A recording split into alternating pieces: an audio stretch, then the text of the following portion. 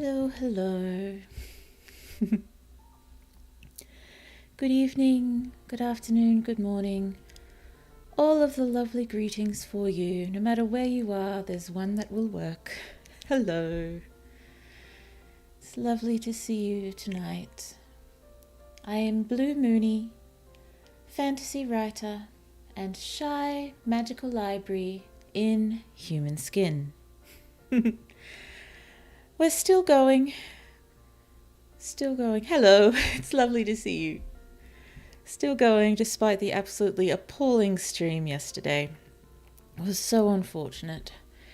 I think the stream got almost an hour behind me. I was just sitting here for so long until it caught up and I could finally end the stream without losing a bunch of it.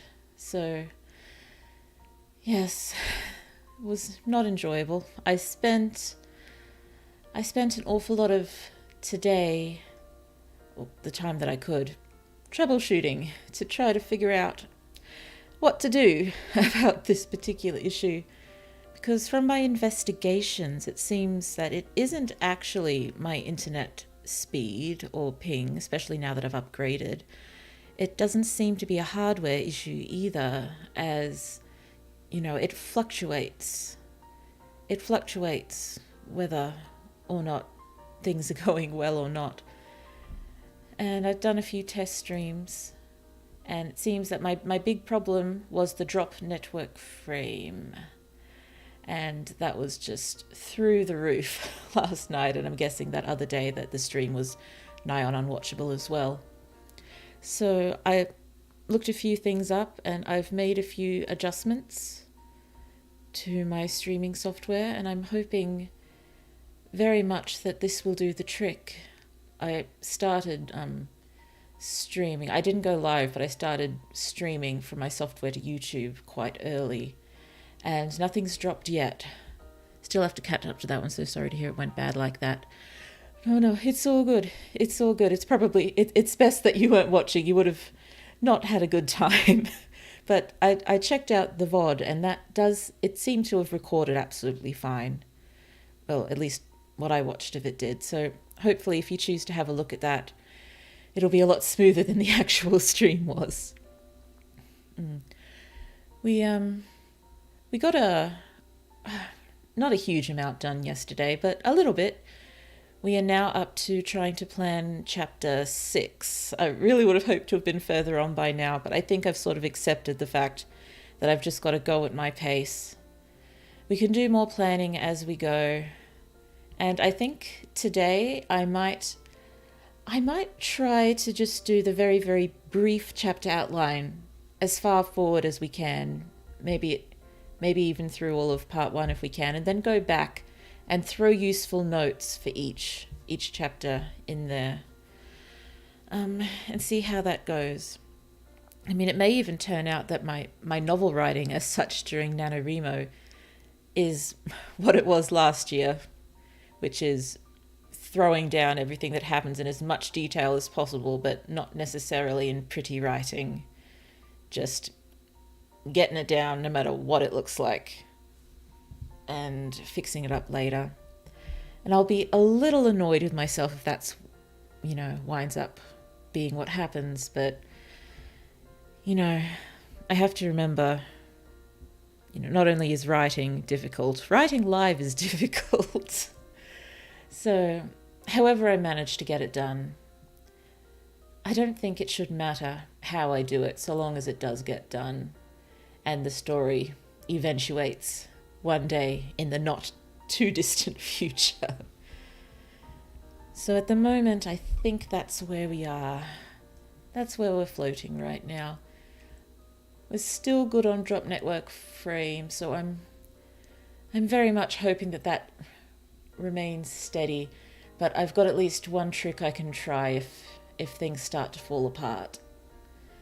So let's not think about that. Let's just tell ourselves nothing's going to go wrong.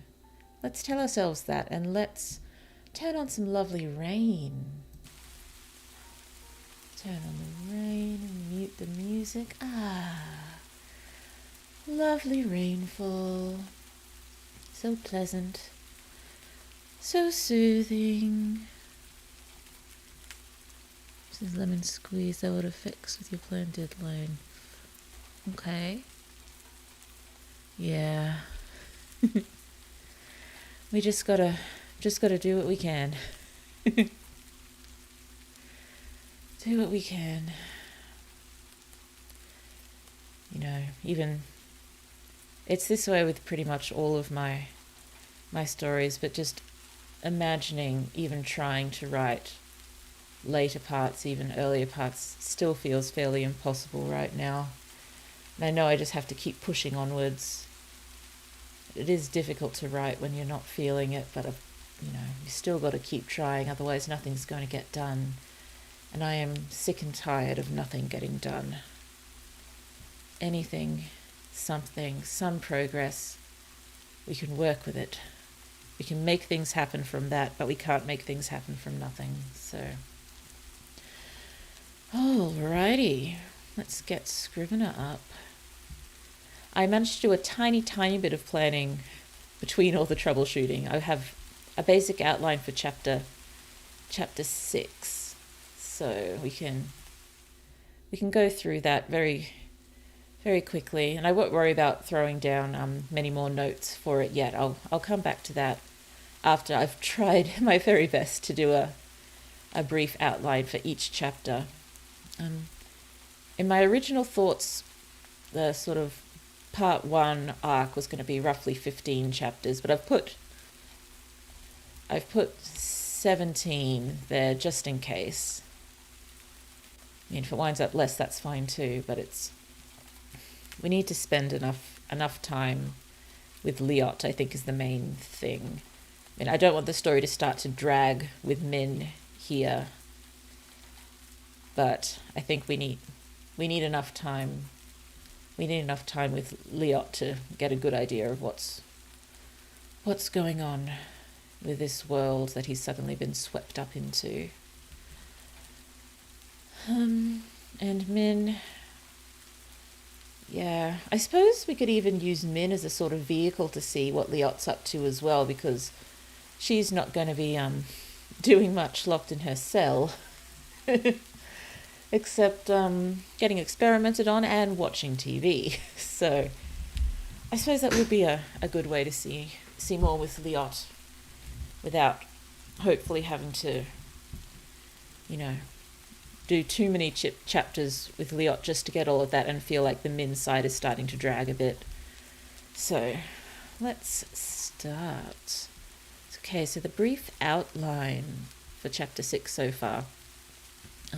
I'm so sorry if you didn't see yesterday's. I'm probably not going to jump back and review what we did just for the sake of hopefully finishing at a less ungodly hour for me than usual. Though I was contemplating today when I keep streaming after this, trying to find the best possible time to stream for the largest possible audience. I think that would require me maybe streaming around midnight. But not really viable with my small one unless I can find time to, if I start getting better at falling asleep and can fall asleep as soon as the small one falls asleep for a few hours. But I'm not good at falling asleep. I can't remember the last time I managed to fall asleep without lying awake for 1 to 2 or more hours. My brain doesn't stop talking. My brain just keeps going. It would be lovely if it could quiet down a bit. I'm all right at napping in the afternoon because I'm just so tired at that point and brain is just bleh. But at nighttime, for some reason, it's ready to go. Okay, keep going. Sorry. So, chapter 6 outline.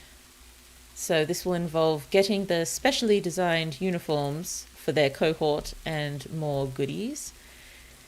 It is quite early for half the US and late for Europe. Hard to please everyone. I know. And, I don't like trying to aim for a specific audience, but if I was trying to aim to reach the most people, I'd probably have to cater more to the American audience, realistically speaking. Oh dear.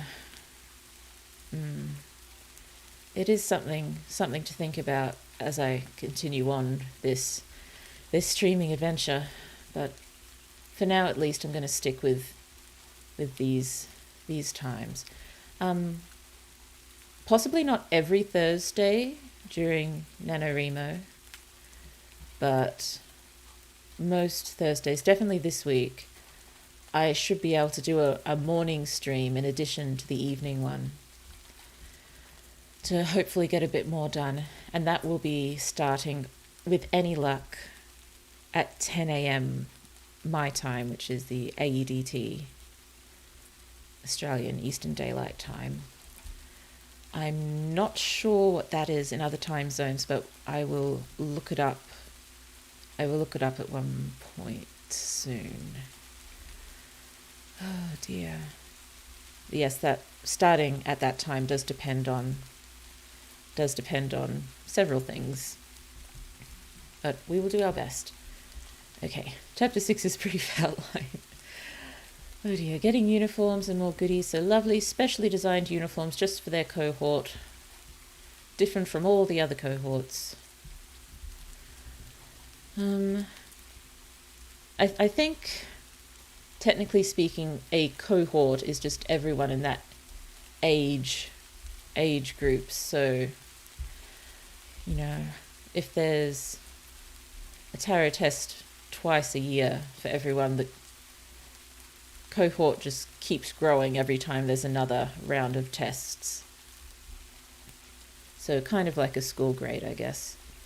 One important thing that we did go into yesterday was I realized I hadn't thought about the children of chosen ones, how they would work in this system. So I'm guessing they just get an automatic pass into this program. And, even if they had low fate to begin with all of this pampering and special treatment and all the opportunities to raise their fate, they all generally reach it eventually. So, and it's a much higher bar for anyone from the inner city to get in. Okay. I think I've got the cohort too big so far. Like I said, there were almost 100 children of chosen ones going into this cohort, but I think I got to lower that a fair amount.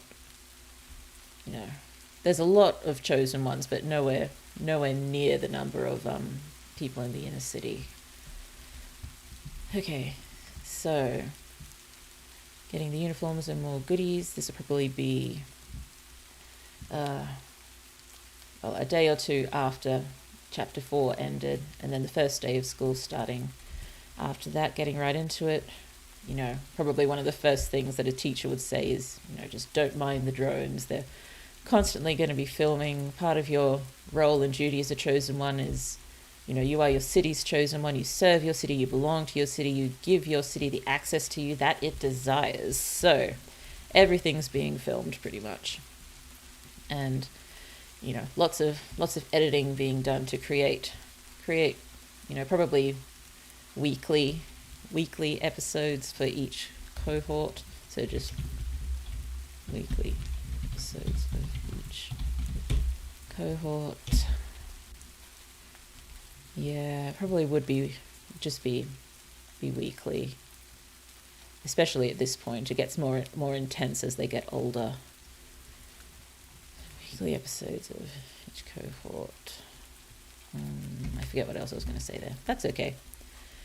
And yes, it's a very intensive schedule right from the beginning. So cohorts broken up into smaller classes for various subjects, large number of subjects. Everyone has personal tutors for pretty much everything, so that's all slotted through daytime schedule and into the evening. Yes, so we'll be getting to know, getting a feel of what the schedules and the classes are like and how Liot feels here. Liot is already the biggest topic of gossip, pretty much. So throughout chapter 6, we're going to go for a week, I guess, sort of a semi-montage of the week.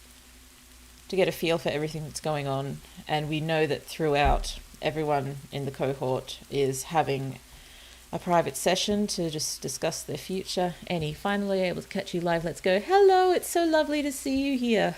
I hope you have a good time. We're trying to plan chapter 6 at the moment. I'm so sorry if you might be a little bit lost, but we'll see how we go. Very, very briefly, it's a young adult novel that we're planning, a fantasy dystopia story, 2 siblings for the lead roles. And yes, there are fate particles which determine the influence that someone will have on the world. And so people shown to have high fate levels are whisked away into luxurious, stress-filled lives, and those with lower levels are scientifically proven to be worthless, pretty much. Yes, so the little brother, very, very high fate levels. His older sister, her body eats fate, pretty much. So interesting dichotomy that we're going to have there. Okay, wouldn't the system encourage chosen ones to procreate in the hopes of the newborn having a high fate number? Definitely, there would be lots of encouragement there. Yes, possibly. I'm not sure they would mention it to the little kids here at one point, but possibly some of the little kids could start talking about it already. So maybe that's something to pop up during the first week. Or talk throughout in relation to chosen ones being encouraged to procreate. Okay, Annie, that's fine. I'll try to get to your novel and everything. Thank you. I hope we're having fun here. It's definitely a learning experience for me. Hopefully I will wind up learning something useful, and by the time well, probably not right at the beginning of November, but as we get through, I'll get better, and the writing will get smoother, I'll get less anxious, and everything will head in lovely directions. Okay, so the yacht being a topic of gossip, more talk, chosen ones being encouraged to procreate, that would definitely be something they're jabbering a bit about. Probably mostly the children of chosen ones talking about this, and children of chosen ones talking about this and making the newbies anxious and uncomfortable. Poor kids. Keep in mind they're 12. They're babies. Poor things. Okay. So everyone during this first week has a private session to discuss their future, what direction they think they should take, their image. Fun and useful to me too. I might actually get back to working on old scripts after you've done writing this novel. That would be fantastic. That would be wonderful. I'd love to hear about that. Wow. It is lovely seeing how everyone else writes as well. It's so lovely to run into writers. I suppose, given as I was growing up, there were very few people I could talk to who were really writers the way I wanted to be a writer, sort of. And so it's difficult to sort of talk about my own stuff and bring it up if I know the other person can't sort of reciprocate and talk about their stuff and have lovely back and forth going on. Otherwise, I just feel like I'm piling so much world building and information on these people who have absolutely no idea what I'm talking about and probably don't really want to know, really. I'm not sure. I know I talked to so many people about my stories when I was young, and I'm really not sure how much they got out of it.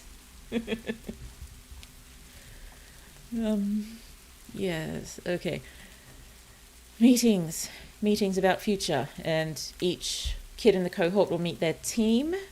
I'll think of a better term for that, but yes, the group that will be looking after them.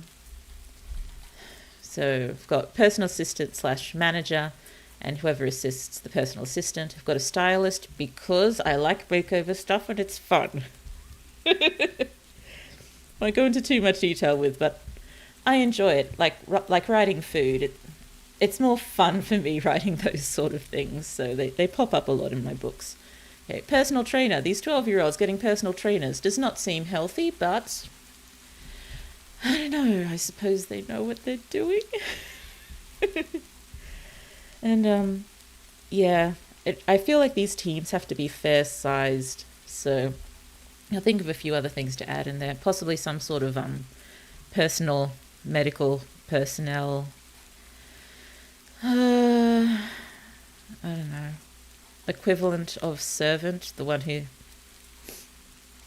looks after them in a more needs-based way as opposed to a career-based way. Better term for it, but butler. Need a much better term for that. Butler? Question mark. So we've got Liot being right at the end of the week because that helps us structure the chapter better. And so he'll meet all his team here. And I suppose the idea with this is that pretty much everyone in this environment is, a yes person, total hyping these kids, making them feel like they're the best, they can do no wrong. And in some ways, I imagine that's really good to have that sort of encouragement and praise and support. But, not having anyone telling them like it is can be a problem too. So you'd think with Liot's new guardian, who we know from the end of chapter 4 is not really impressed to be getting Liot as his ward. I believe it's something along the lines of, all this fate is wasted on someone useless. So Liot's a little anxious about meeting him, believe it or not. But, yes. So you'd think that having a guardian there who, is not a yes person would be a good thing. But but he is not a nice person. He's not nice. I believe in a later chapter someone tries to reassure Liot that, he's not gentle, he doesn't coddle you, but, he has your interests at heart, he knows what he's doing, he's raised a lot of prominent chosen ones sort of thing, but not a nice person. Probably a fair slave driver too. He's gonna work Liot into the dust. Poor baby. Oh dear. So we already know Liot's probably not going to thrive here. So I'll think of something. I'll think of a good exchange for those two to just really solidify exactly what their relationship's going to be. Then we'll jump into chapter 7. And I did not set it up with all of the fonts and sizes I like, so for my sake, let's Garamond it. I love you, Garamond. Okay, so brief outline. Okay, so looking around my notes. Oh, we don't want this anymore. Sorry, chapter 6 notes. I'm probably not going to be filling anything in here just yet. Let's just see how far we can go with these brief outlines. Okay. So, Min has just been taken into custody by, I don't know. I don't know what anyone's called yet, so just the authorities will do. Has no idea what is going on. We'll probably begin the chapter. Beginning chapter midway through. An interrogation. Hooray! Interrogation time. Nothing involving torture or anything. But yeah, that's not happening. Don't need to do that. I spelled authorities wrong. You're spelling everything wrong, but the squiggly red line is gone now. This is good. Begin chapter midway through an interrogation.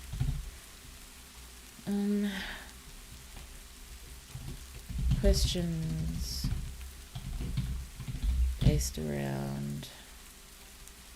I'm guessing it doesn't seem like anything specific to Min.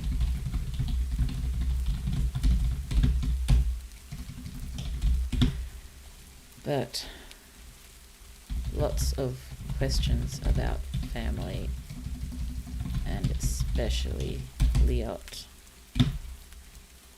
also into circumstances of parents' deaths.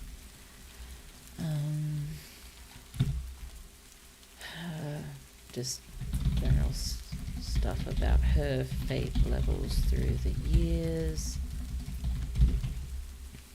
Can I find what I'm looking for?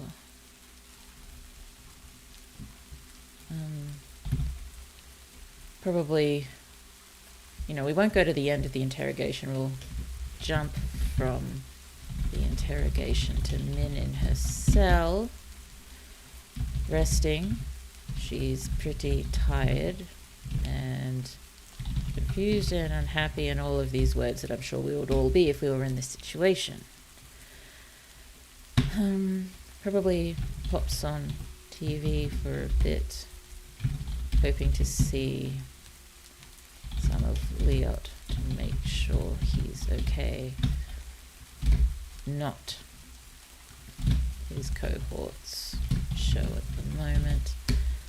Want someone to come and talk to her, actually give some information. Now, I'm not sure who this person should be at this point. I'm not sure if they should be the nasty researcher that we meet later, but I'm not sure I really want us to introduce many other people at this point.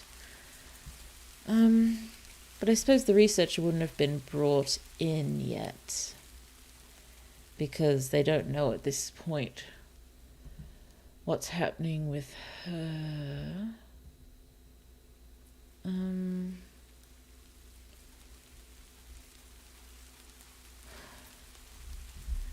So possibly just saying what explains, well, possibly first even apologizes. I did the same thing. Apologizes. And I did it. Oh, right. It wants me to go in American English. Sorry about that. Apologize to Min for, rough few days. And how do we actually say? Wanted to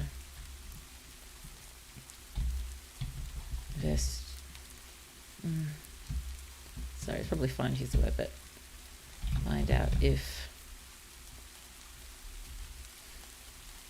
how do I phrase this? Probably start talking about Liot's high fate levels. Says they should have been picked up far earlier, possibly even before the tarot test that was administered after parents' deaths. Wanted to, I suppose, interrogation designed to find out if Min had done anything to, I suppose, mask Liot's fate levels. Min, how would I do that? We don't know, but haven't seen anything like this before.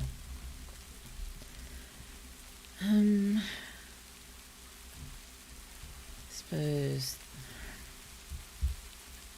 this would, where are we here?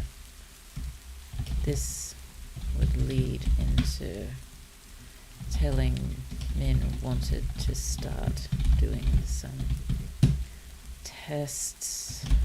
Possibly, I haven't got into this yet, but they'd be doing some tests with Liot as well, just to see if, because this is an unprecedented situation. I think they'd want to, know what's going on with everyone in this family at the moment. Also to Liot and grandparent. See if we can shed any light on how this came about. I'm still not sure who this person should be. It shouldn't matter at the moment. This came about. I think Min just Min goes along with it. Not really much choice. I think she is curious what's going on.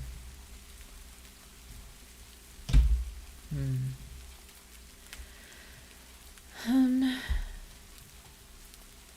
think they're possibly an offer to move her to nicer accommodations. Try to think of as guest. Probably some slight snark from Min there. Not sure what, because I personally am probably not a very snarky person, so I'll have to work on that. I can be snarky with some of my other characters, but I've been working with them for a long time. And Min generally, is not a particularly snarky person, but I think in general these people have lost a bit of their right to politeness from Min. So some slight snark from Min there. I think this person handles that fairly gracefully. So this is not the researcher. The researcher would not handle it gracefully. Excuse me, sorry. Yes. Min would agree. Ask after grandparent as an apologetic grandparent has already faced trial and sentenced to a short period of imprisonment. Min horrified. What for? In interrogations, revealed some unsanctioned fate leveling. Unsanctioned fate leveling. This is starting to sound a bit like a gamer thing. I suppose that can work. It could work.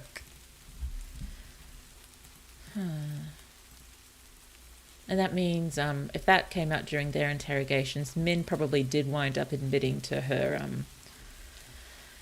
breaking and entering into libraries.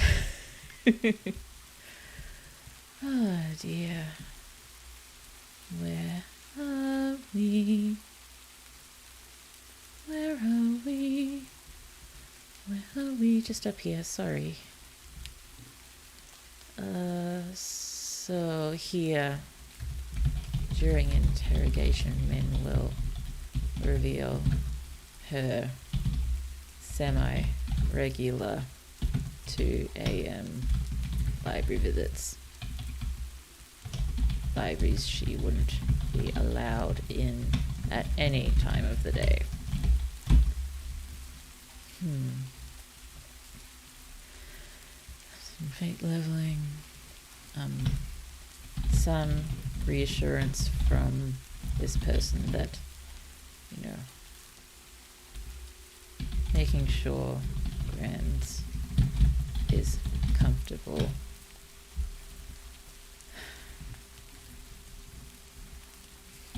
Looking after them, etc. Very minor infringement.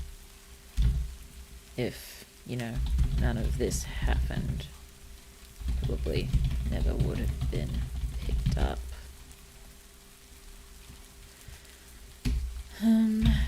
So, where am I with my, looking at the wrong section. Over here, 7. Yes, I think I'm pushing outwards a little from my original thought. So this might wind up filling out the 17 chapters, or even more than the original, the 15 I had settled on. Excuse me, sorry. I think that would work better, because I don't want to squash too much into each chapter. I'm still hoping to have each chapter well under 2,500 words. And yeah, nothing wrong with having lots of chapters so long as I can actually finish the book one day. That would be lovely. And picked up, so briefly show Min being moved. Well, we like finishing on cliffhanger sort of things, so next day, prepped for beginning of tests. First time meet.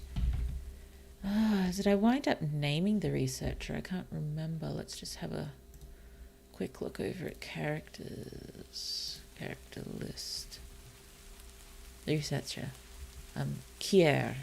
That's what we've called her. She will have a surname, given she's a chosen one, but haven't made any surnames yet. I should probably just get her first name down there so I don't forget it. There you go, back to the basic outline. That's probably the most helpful thing for it to be on here right now.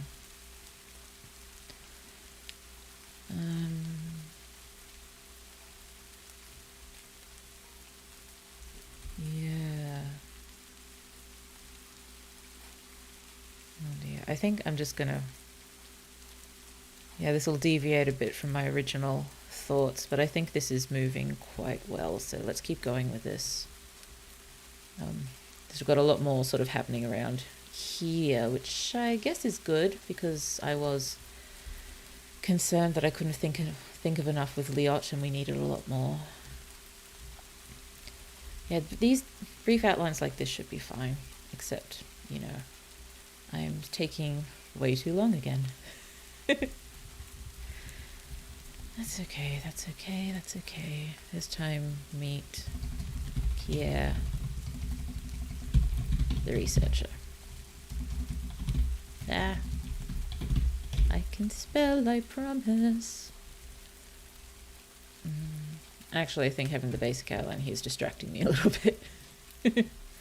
I'll just bring it up when I need it. Let's move on to chapter 8. I'll just throw that down there, even though we're not going to use it too much. That's a good reminder, though. Thank you for that past blue. That is most helpful.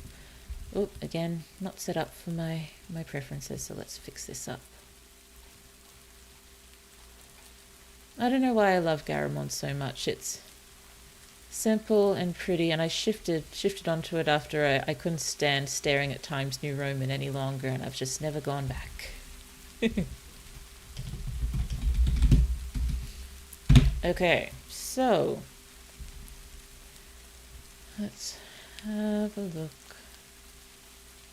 Okay, so in this chapter we will have Liot wondering a fair bit about what's going on with his family. He would have been doing that a lot anyway, but we just wouldn't have seen it in the previous chapters because he's been busy freaking out. Okay, so this chapter will include, well, we'll have to, you know, include at the beginning some brief stuff surrounding, you know, classes and peers, etc. A little bit of general chosen one life stuff. Don't want to go into detail thinking about that now. It's not going to take up a great deal of space. Probably just a few sort of paragraphs to set up what's going to be coming next. So, possibly in this chapter, the first big thing will happen will be first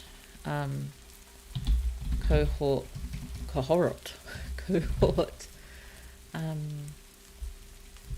sit down filming for show. And a lot of it's just put together from what they film during the week and stuff, but you know, often they sit them down together and have discussions together. You see, talk about stuff that's come up with the group. You know, what's it like being a young chosen one, etc. And so probably before this happens, told what to expect for the newbies. You know, prepped for TV show. Well, I suppose they're technically prepped every day and made up and dressed up before going to school, but, you know, shows they're prepping. No way you got tired of Times New Roman. Yes, I did. I apologize. I've been staring at nothing but Times New Roman for, 15 plus years. It does something. It does something to you eventually. I needed something else. After Korea, Times New Roman's my second favourite. It does its job well. I don't want to take anything away from Times New Roman. Times New Roman serves society proudly. And I'm proud to have known and worked with Times New Roman. But Garamond is my current partner. We are working very well together, and I have no current desire to seek out alternative texts. Oh dear. I do apologise, Times New Roman, if I said anything to insult you. I apologise. I'll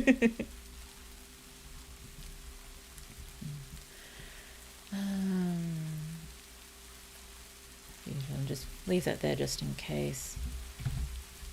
Probably some gossip between the cohort is getting ready. I have to put a note to tell myself, don't show the whole thing.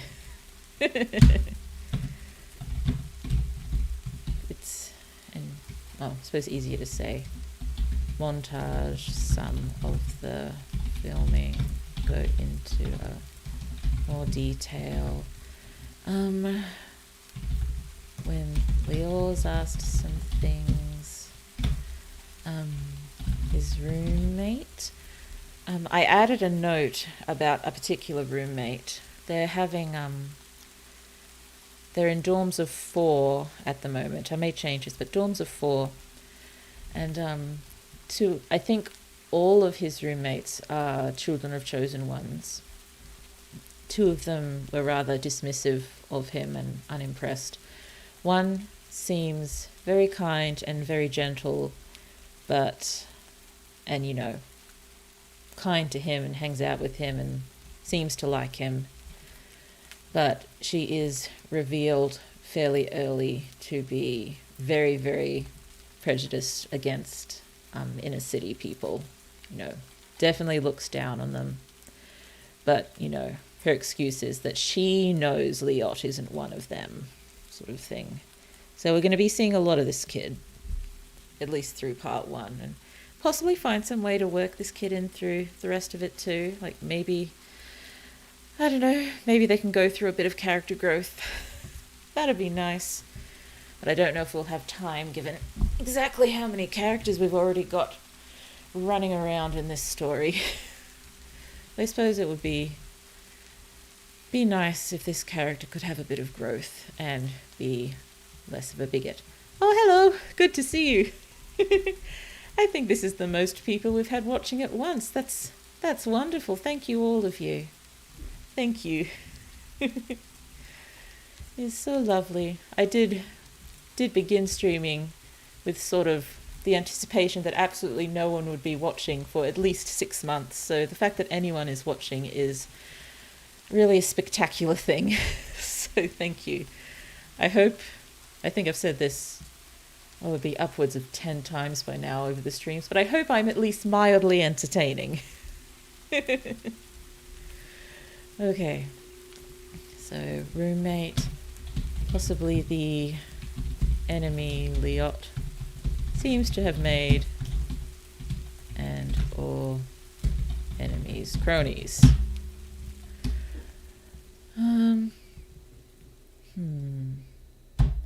So that's the show, and yes, I don't want it to take up the whole chapter. We don't need too much there, and so a few days after the show, maybe some sort of party / socializing thing.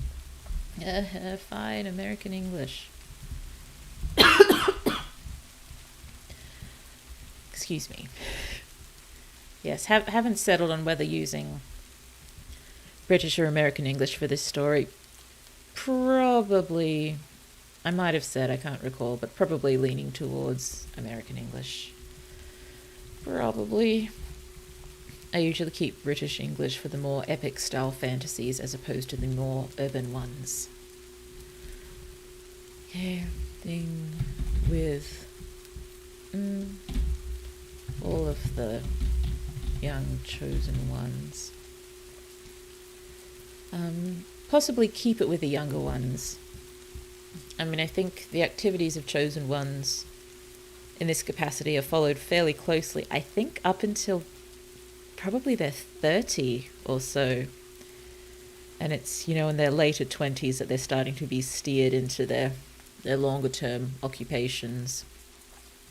And there's still quite a lot of stuff filmed with older chosen ones, just not as much. Not as much. It's the younger ones that take up most of the TV time.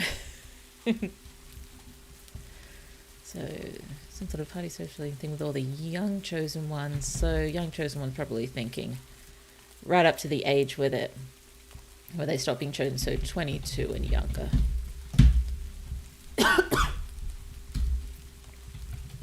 Will include offers of taking on newbies. Well, not just the newbies, but taking on members of new cohort. That's a bit clearer. Members of the new cohort as mentees.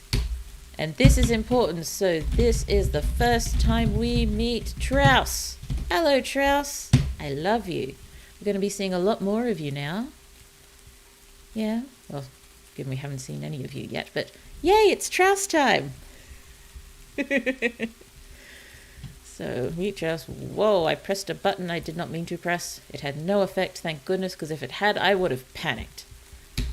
This is the first time you meet Trouse. So we need a good way to really show off his personality quickly. So given this is a place with lots of socializing, that shouldn't be too hard. American English.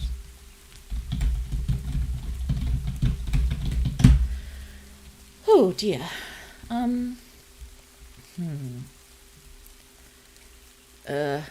I might not try to think of that right now. I think it would take me too long. Let's keep moving. So probably also meet, what did I call them? Let's check. I think I called one Greener, but I can't remember the other one's name. Character list. Faye and Greener. Also meet Faye and Greener. I suppose I don't need to have... But I don't like looking at it like that. I prefer it like this. Ah, no, come back. I keep pressing things I don't mean to press, but at least it's not translating into the stream. So I should probably just try to stay quiet about it. I wasn't happy having the basic outline up. Oh, let's just have a quick look at the prompts. This was all for part 2, so that's not useful. Snack time. Oh, I suppose, yeah, this is a good time. Some vaguely capital Hunger Games inspired stuff, but yeah. Look at the food.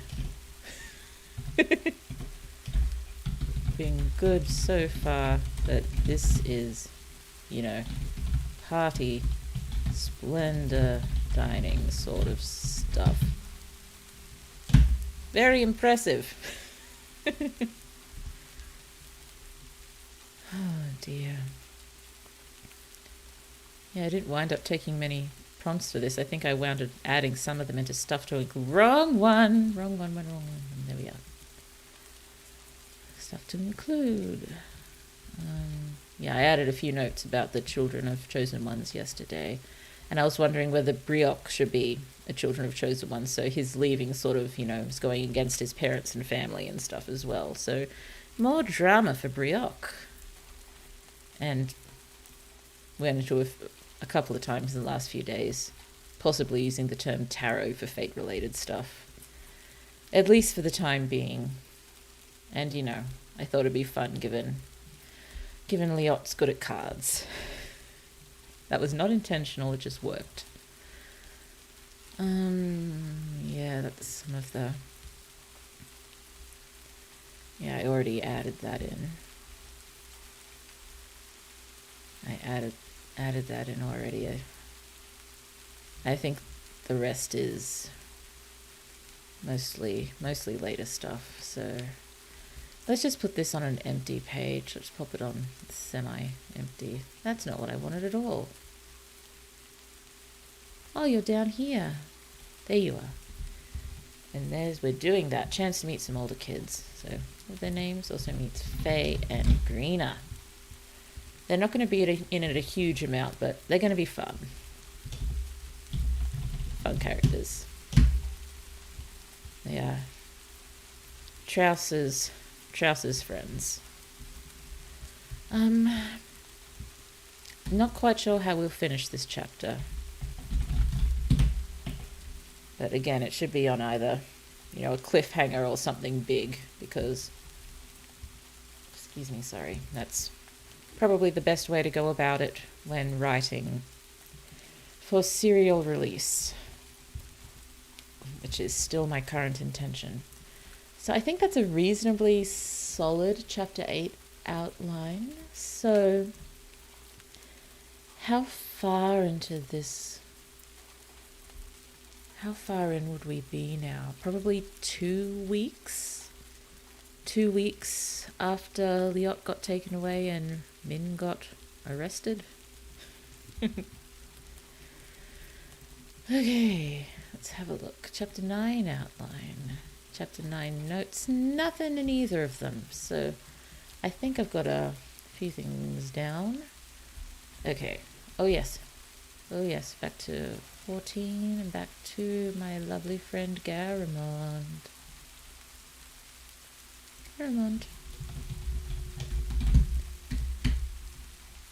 These are slightly less brief than I meant, but I think this is a good way to do it. It's getting everything we need down.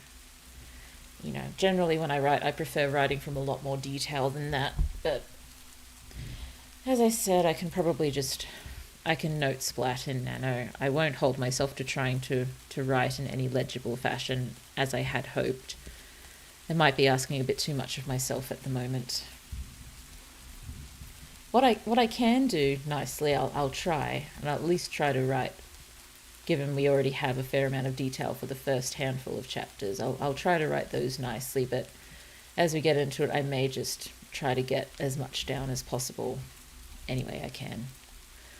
So, we're with Min again. So Min, and it's testing time. Hooray! Losing track of time.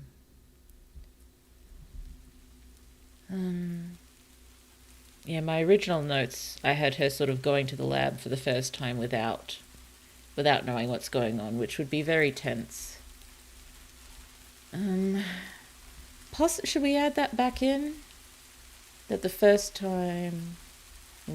The researcher doesn't have to have come in yet, but...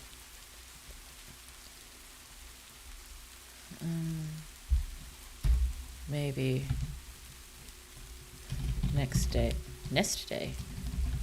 not led to interrogation room, but the lab. What's this?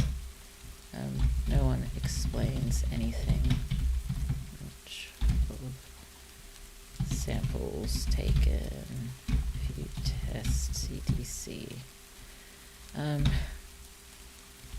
Possibly a bit giddy after numerous vials of blood taken. jump from lab to min.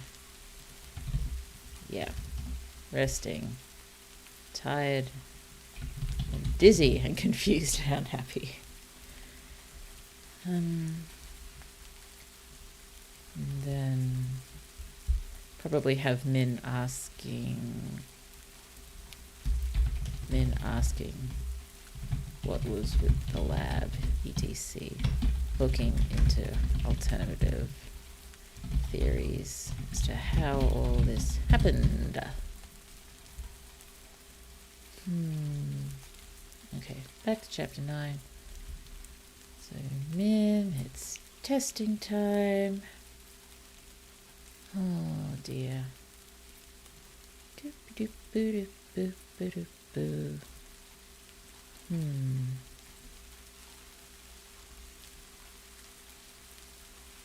Sorry, my mind just went somewhere. Not sure where, but somewhere. So, losing track of time. Even though she's in nicer accommodations, possibly no windows still.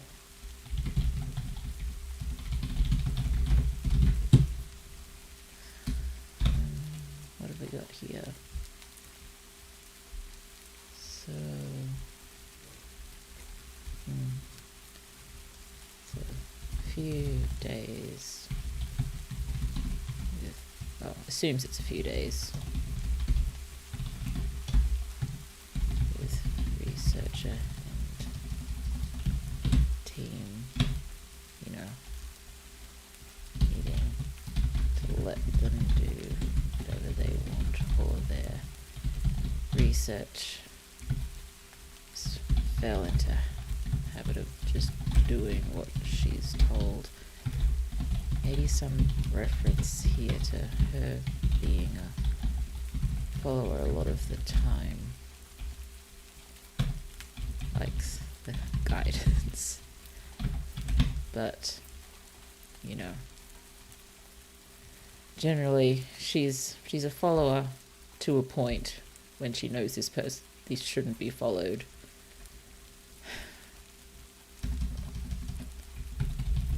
Wishes she could put up more of a fight, but what would that achieve? She's sensible, remember, not as sensible as Liot, but still sensible. And we still haven't had any drop network frames, so that's good. That's good. Going well. I'll think of a better way to do all of this. So above in a montage style. Because I don't want to go into too much detail with all the testing, because be a bit unpleasant probably. Possibly just a little bit.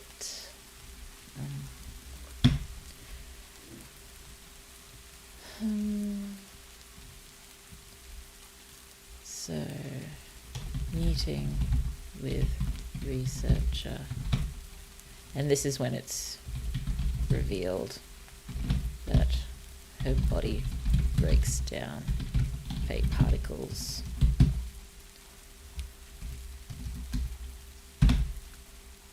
I'm not quite sure how this conversation's going to go. There's, definite power imbalance here. There'd be probably something along the lines of Min attempting to see some sort of bright side. She's interesting after all sort of thing. And the researcher shooting that down, you won't have any impact from this. She, researcher, the one to make a mark with this I'll phrase it all better. I'm just trying to throw it down. You know, you are an aberration, a freak, all those lovely words. Freak, to be studied and discarded. But I haven't thought of huge things with the researcher's personality yet, besides, not nice. And I was playing with the idea of having her to be a little bit dramatic, left over from when she was a younger chosen one. And, that was her image and she's sticking with it. Some sort of bright side. I will have to, this is probably one of the only opportunities to actually explain what's going on, so go into a bit more detail with fake particles and min. Got the idea they investigated her neighborhood. Lots of random cheap tarot tests. Everyone's fate levels have jumped. So she was dragging the whole neighborhood down.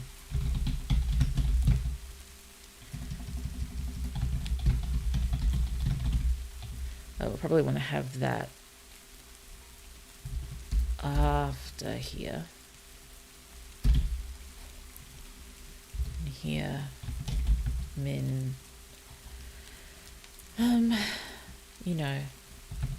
There's guilt, but it's not I think we might have gone over this before. I don't remember if it was in relation to this or not, though. It would still work, so skills, not this is all my fault guilt, but this would never have happened if I hadn't been there, sort of thing. So, knows it's not directly her fault, but still feeling the guilt. Because so much of her neighbor, of so many of her neighbors with this today, neighbors and family would have been better off if she hadn't been around and consciously eating all their fate.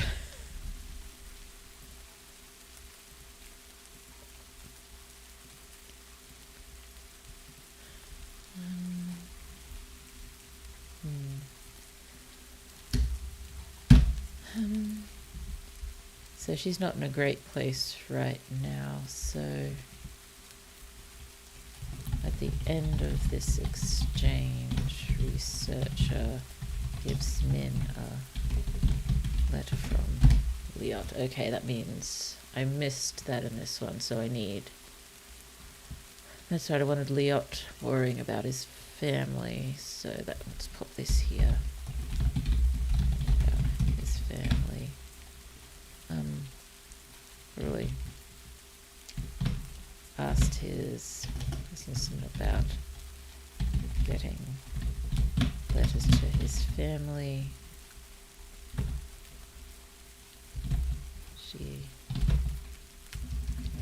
agreed to facilitate. Briefly show Liot writing letter, agonizing over how to, doesn't want to worry them too much, but, knows they'll know he's putting on a brave face if he overdoes it.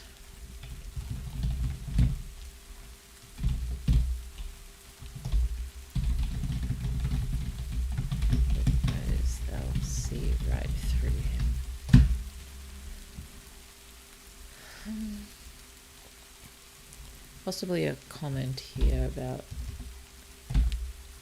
facilitate as long as you want. Leot asks why would he want to stop writing to his family. Offhand comment about how most stop eventually. Okay, Kia from Leot told to reply without letting him know what's going on. You know.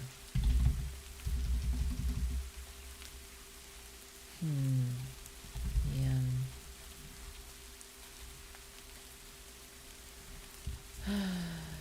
The authorities don't want him to know. Maybe it contributed to their parents' demise if fate perhaps affects the world. Yes, that had been my my thoughts playing with that. You know, because often when kids' parents dies, given that's a very protagonisty thing, the kids are brought in and given tests, and that's what happened here. But both of them showed very low counts at that time, and that's because, you know, Min and Leot were in there together. It's because Min wasn't there, and Leot's got such a high attraction for fate that it just built up in the short time between saying goodbye to Min and having his test that day. So they had thought that, you know, the parents' death was just an accident or possibly fake collateral from another sort of event. But it does seem that it possibly was related to Leot.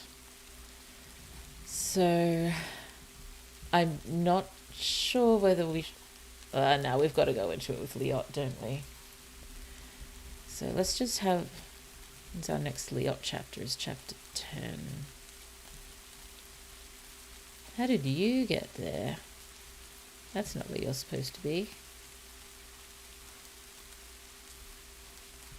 I've got no idea, but I've already used that, so let's get rid of that. I'm not sure what that's doing there. So, something about, something from enemy child. Well, the kid that Leot, you know, accidentally insulted just by, you know, not using honorifics sort of thing. Enemy child about Leot causing his parents' deaths.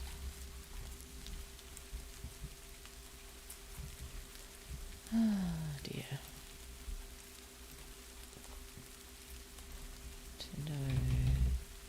Authorities don't want Leot to know what's going on with Min or the grandparent.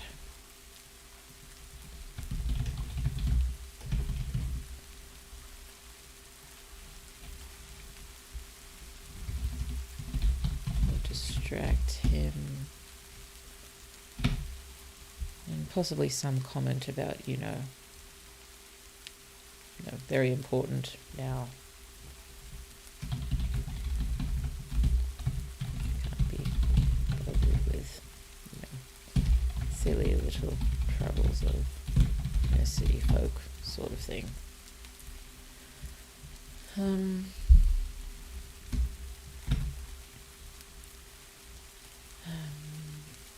Yeah. So Min writing, or trying to write the letter.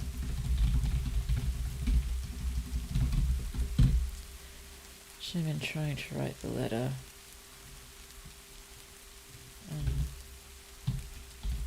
Contemplates trying to let him know what's going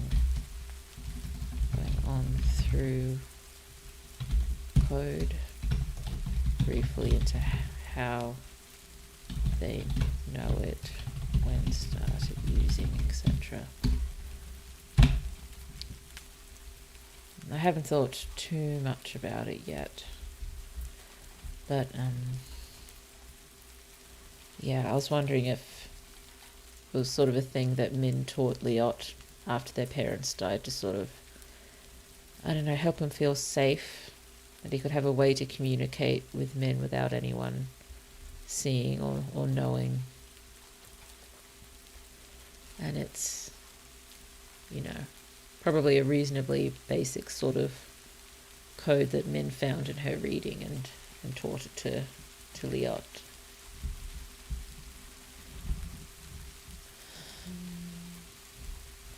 Just, you know, Min to Liot after parents died to help him feel safe, a way to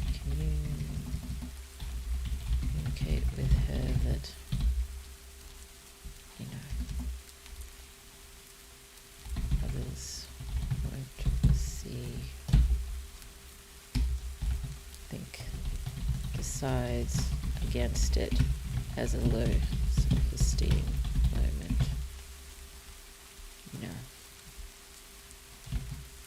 he has too much going on, not to get in the way, sort of thing. And possibly even throw in there, you know, given her curiosity, I think she does want to find out what's going on with her body eating fate particles. Min wants to know what's going on with her and fate particles. Curiosity.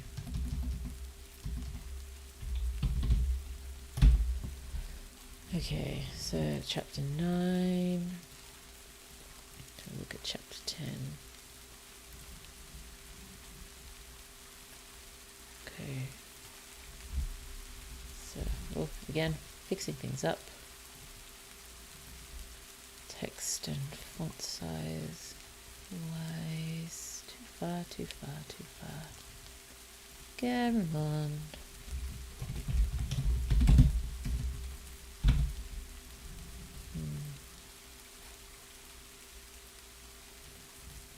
Oh dear. Not going too badly for time, are we? Could be worse. Let's see. So chapter 10, we're back with Liot here. So probably given probably started the last chapter with a slight montage of stuff's going on. I want to start with an actual event or going with more detail through a class maybe. Yeah. More detailed event in a class. Liot not doing well in class. Ridicule.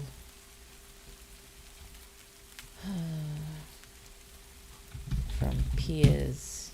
Really not from the teacher. I mean, pretty much everyone's yes people, but I suppose it's their teams mainly that are the yes people, but it's really not ridicule from teachers, but growing exasperation from teachers.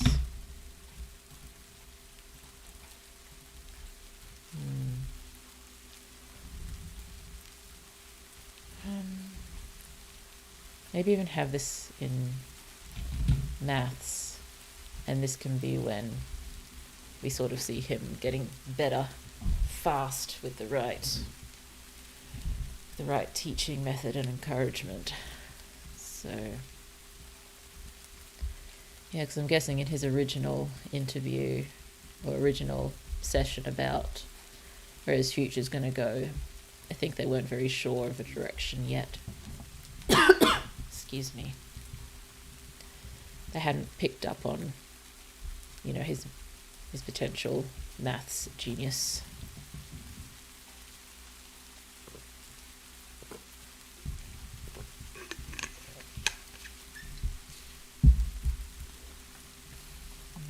Brings aspiration from teachers.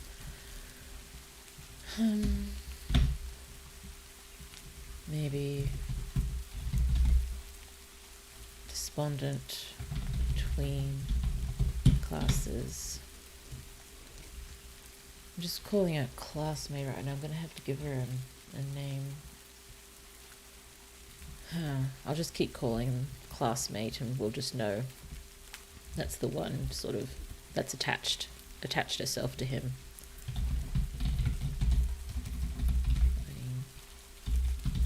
Successfully to comfort.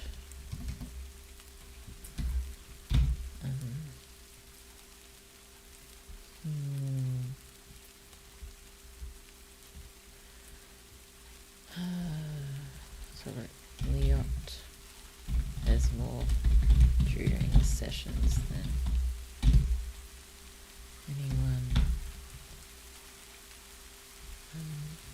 Possibly.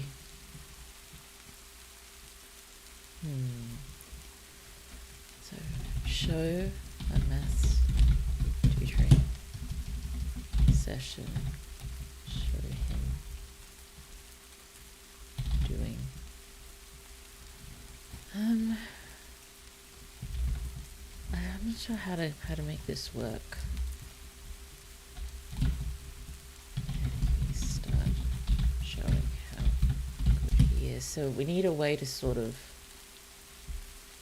cheer him up a bit. So maybe we'll have him feeling good before the maths tutoring lesson. So let's have him get Min's first letter.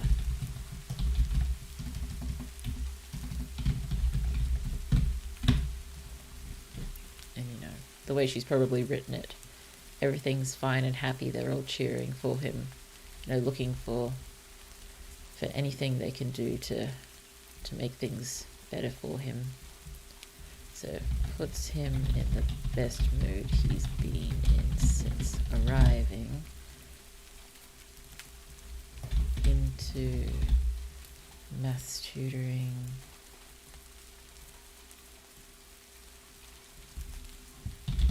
Doing very well.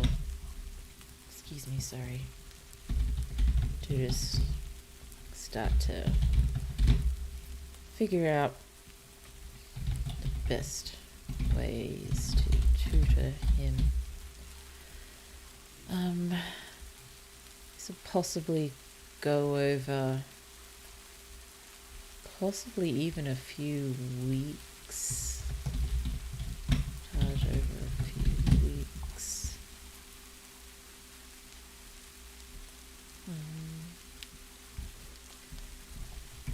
Okay, so in the previous Leot chapter, wrong one. Previous Leot chapter, we had the party.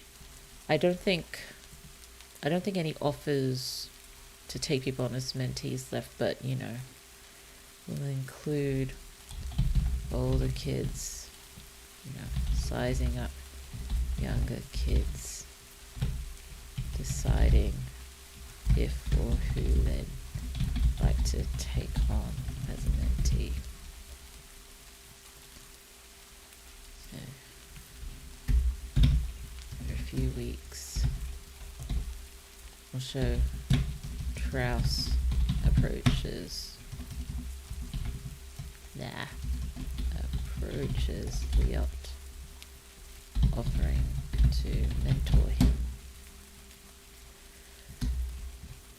And what are we looking at here?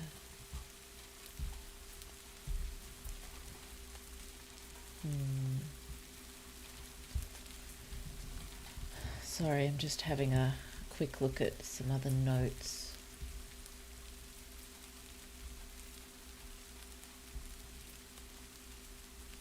So, be here. So, first time spending time with Trouse. And, need to learn more about Trouse here. Suppose go into what Leot knows about him already. Probably overwhelmed by the offer given Trouse he's the big one. He is, number one chosen one at the moment. What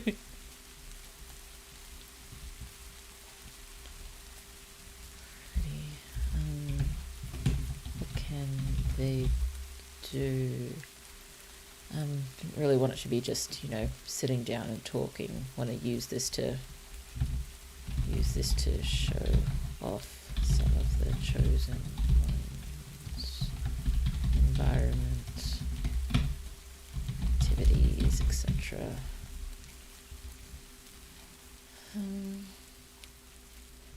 We should probably go into why Trouse picks Liot. You're the new me sort of thing.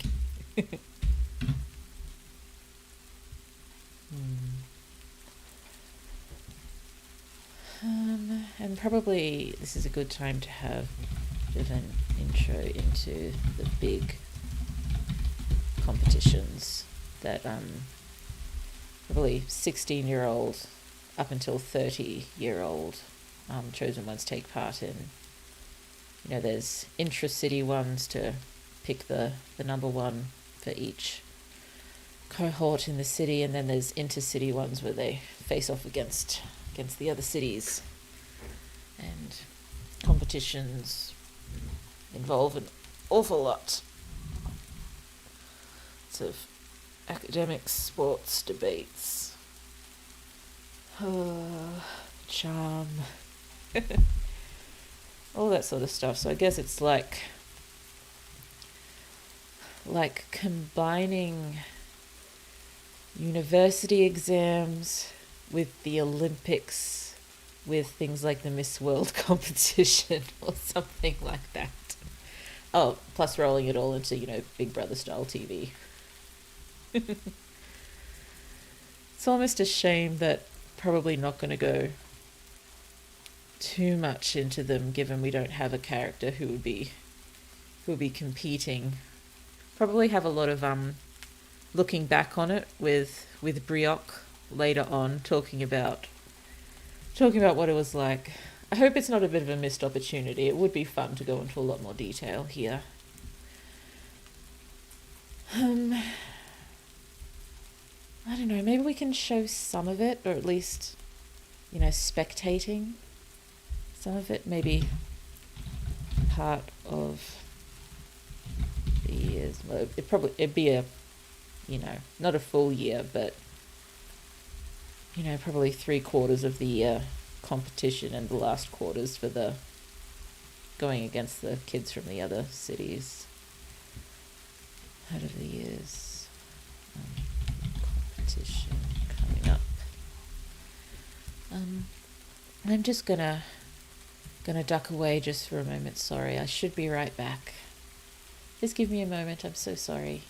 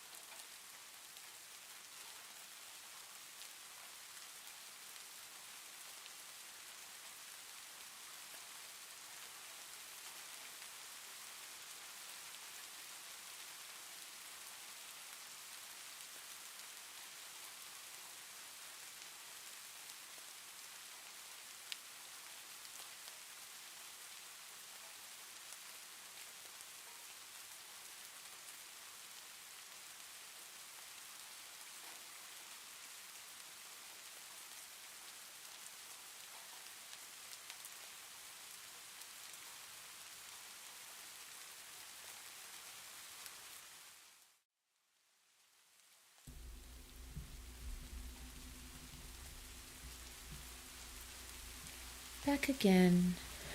Back again. Sorry about that. Let's keep going. I'm not sure I want to add too much more to this chapter. I think there's already a fair amount, at least, 3 reasonably sized events. Welcome back. Thank you so much. I feel welcomed. So, yes, already three sort of separate-ish events with I suppose 4 really if we include Min's letter, although Min's letter is more of a joining smaller thing. So there's plenty going on in this chapter. Probably just finish the chapter.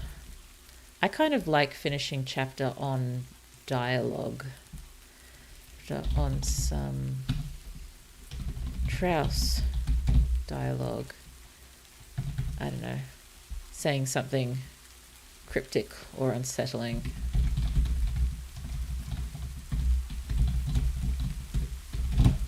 And I just want to throw a note into the next Liot note saying Liot starts to spend a lot of time with Trouse, Faye and Greener. Excuse me. Maybe the roommate as well? I was wondering if Faye or Greener might take her on to mentor her, but they'd probably be able to tell fairly quickly that she is a bigot. But I guess possibly they see her other potential and her space for growth and give her the benefit of the doubt and hope that they can help her grow. I kind of like the idea of having a few more characters around, or at least. And I do like the idea of the roommate being able to grow, so maybe roommate is being mentored by Faye or Greener. Possibly they only took her on because Trouse took on Liot.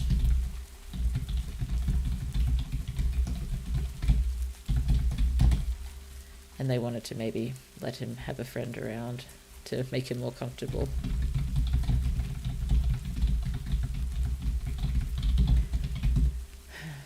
I know that's, not being very nice to the roommate friend. I think she's only there because of Liot, but I think she'd be aware of that and be okay with it, given she's in a little bit of awe of Liot.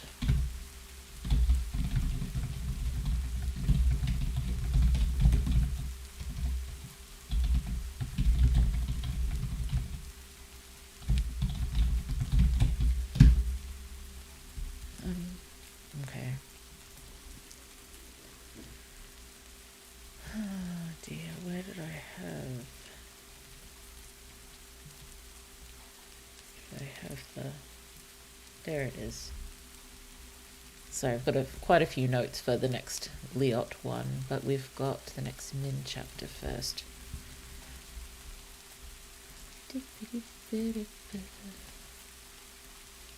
Let's get this back over here. There we are. Oh, I didn't need to say that. Freak out. Okay, so from my notes that I've got, I haven't got a huge amount of detail here. This will probably be a quite short chapter. Unless I think of something else that will work, which I suppose could happen in the process. It's always nice when useful things happen when we're writing. Oh dear. Probably a shorter chapter, so continuing research. Just whole situation getting more and more unpleasant. Min's probably feeling sick most of the time related to testing, etc.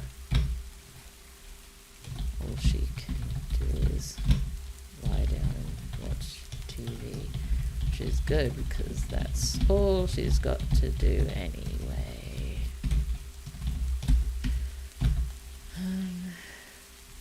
Maybe some disappointment because the food's pretty good, but she can't really eat it.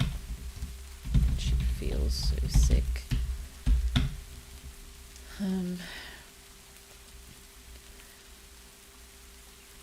I think, more conversations with the researcher.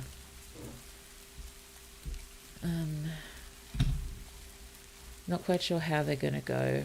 Probably has them fairly often. I think researcher gets twisted pleasure from antagonizing men, because apparently that's just the kind of people some people are. I don't quite understand it, which sometimes makes it a little difficult to write and make it feel realistic. I know it's real, that some people are actually like that, but I still have a hard time wrapping my head around it. It's like years and years ago when I was trying to write one of my stories, and this is the one I've probably written the most on that's been scrapped, like hundreds of thousands of words I've scrapped for this story, because I just couldn't make it work in my head why one group of people were being horrible to another group of people. Like, I kept sort of building up all of this lore and background and reasons why this could be happening, when technically it should just come down to, the basic human nature. We think we're better than you, therefore we crush you. Rubbish that's constantly going on, has always been going on, and we somehow haven't, stopped ourselves from doing it yet. But it just, I just couldn't get it through my head that it could be that simple and awful. Kept trying to find some way that these people could justify behaving the way they behave, but no, there is no justification. I shouldn't have wasted so much time looking for it. But it's just, my head just wasn't making it work. That was a very frustrating time.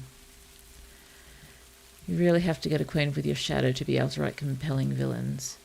Definitely. It's I like my my villain from my main project, because at least at the beginning we see those villains seem very, very black and white, and they're quite inspired by things like the 90s magical girl villains, so very, very cheesy and over the top and stereotypically evil. I mean, they get a bit more sinister quite quickly, and then later on you get a slight origin story with them. You hear a bit about how they got here. But yeah, none of these characters can really be like that. Yeah. It'll be doable, hopefully, but I think I am going to have to, possibly won't be necessary for the first draft, because we're just getting down what to happen. As to how it happens for the next drafts, I will definitely have to sit down with the researcher and figure her out a little bit. Like, I know there's definitely resentment there. I think she, definitely resents younger chosen ones. Not, and possibly she's just lashing out at men, making life terrible for her because she's an easy target, and she takes joy in it. It can be as simple as people take joy in being awful, doesn't it? Can be that simple. I'm sure it's that simple a lot of the time. But yes, compelling villains generally need a bit more. It's an ugly experience, but in the end it rounds you out as a person too. I too have been wondering, how did this world you're building end up as a dystopia? Yes, because, I think how we're thinking, we're about 400 years after the apocalyptic event, but only about 70 years after fake particles were discovered. And we know, a lot of the outer city was built before fate particles were discovered, and this beautiful sculptural cities.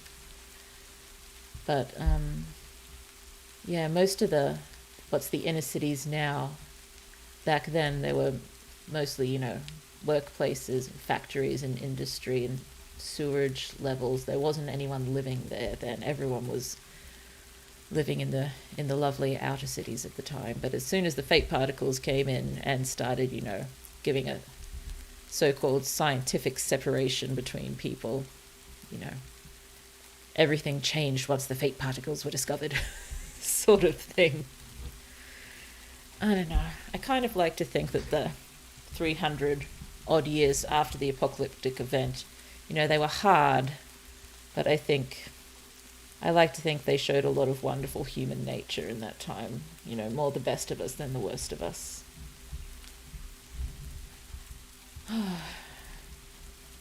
haven't thought much about that history. Do they have much of it? I imagine it's available, but I don't think they'd have the years between the apocalyptic event and fate particle discovery. The years in between those, I don't think the history would be available to most people, only very high chosen ones. Because I imagine they don't want the low fate people to have any idea that they used to be so much better off.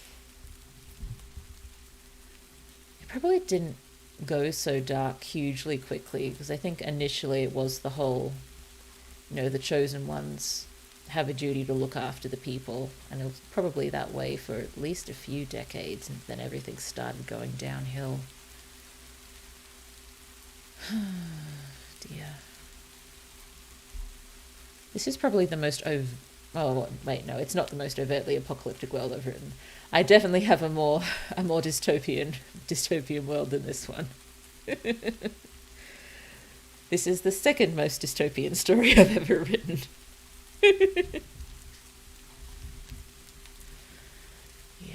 Yeah, the most dystopian one, that's the one which I've written and scrapped hundreds and thousands of words for.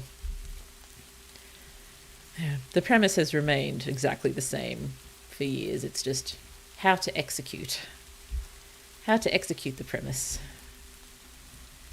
Having some, a decade of difficulty with that one. But I adore the characters in that story so much. Debatably, I know I've said how much I adore Kaz, my main character from my big main magical project. But I'm wondering if my absolute favourite character I've ever created belongs to this other dystopian story I'm writing.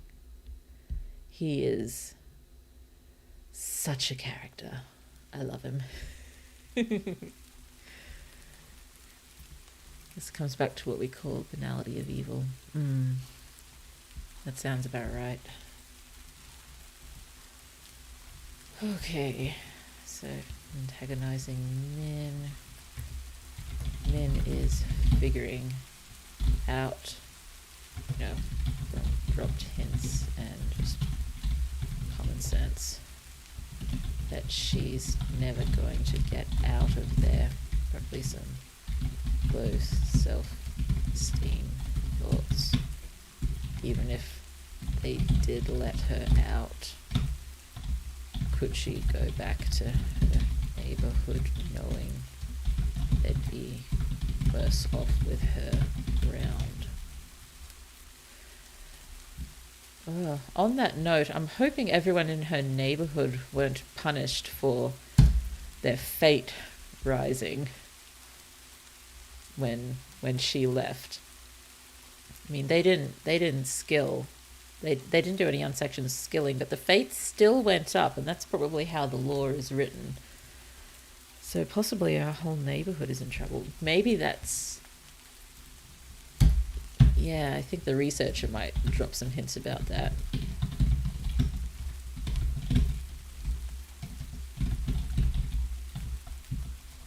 Whole neighborhood being punished on a technicality. Their fate levels went up when she left, and that's illegal.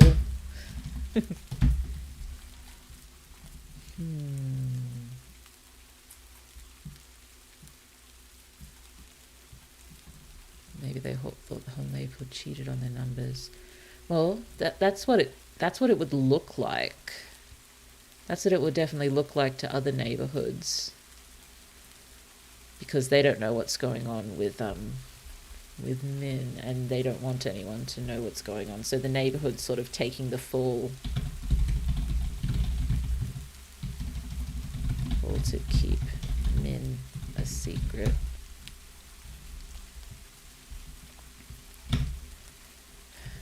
General belief by other neighborhoods that they were somehow cheating.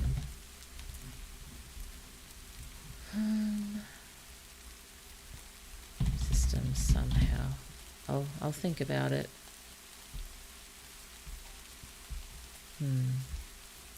Stuff to think about.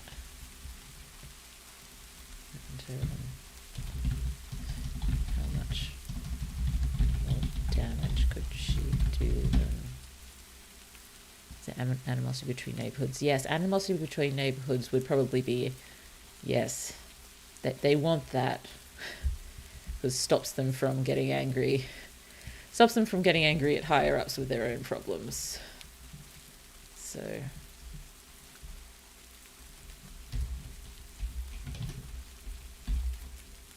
allows chosen ones to stoke animosity between neighborhoods, keeps them occupied with squabbles, so less likely anyone starts to question wisdom. I will phrase everything much better. I'm sorry it sounds so simple and, not great right now, but we'll see. Oh, on another note, entirely separate, I did get another update on my model. It will not be long at all until I have my lovely fully rigged blue model, and that will be very exciting. Although I'm not sure when I will start streaming with the model. If I can get time to set it up properly in VTube Studio and have a bit of a practice with it, perhaps we could start during November if I receive her during November. But we'll see. It will be nice to do more than just bob up and down. What should do to them? Possibly here. Brief thoughts about escape. But where go, DC? Excellent news. Indeed, I was most pleased. No, it's definitely worth waiting for. Blue shall be beautiful and beautifully mobile. Oh dear. Possibly here, brief thoughts about escape. Probably, well, less thoughts and more fantasies. Daydreams works better. Let's see. Nowhere to hide. I haven't put anywhere. I probably need to throw. How far back do we have to go? Possibly here. Back in chapter 7.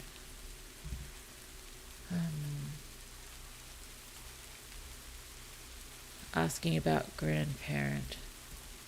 Also want her to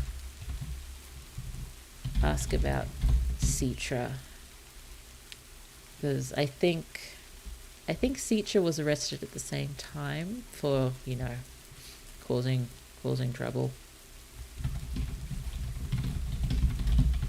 Person doesn't know, but says we'll look into it.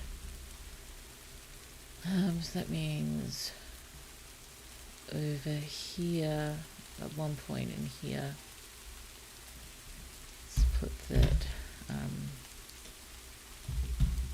person hasn't gotten back to her with any news about Citra. Haven't seen that person again. Maybe have it try to ask about this person. Just get reply that, no longer involved in your care or something. It's not the right words, but I'll think of better phrasing. But we'll have the data about escape, and then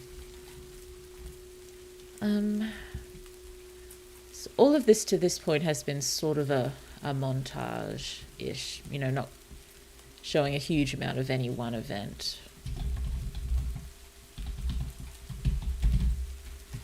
So maybe here can show in a lot more detail a particularly unpleasant experimentation situation.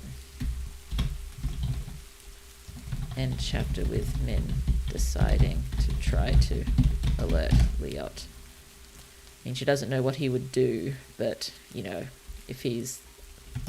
doesn't know what he could do, but if he's that important now, as the research is saying, maybe he can do, something.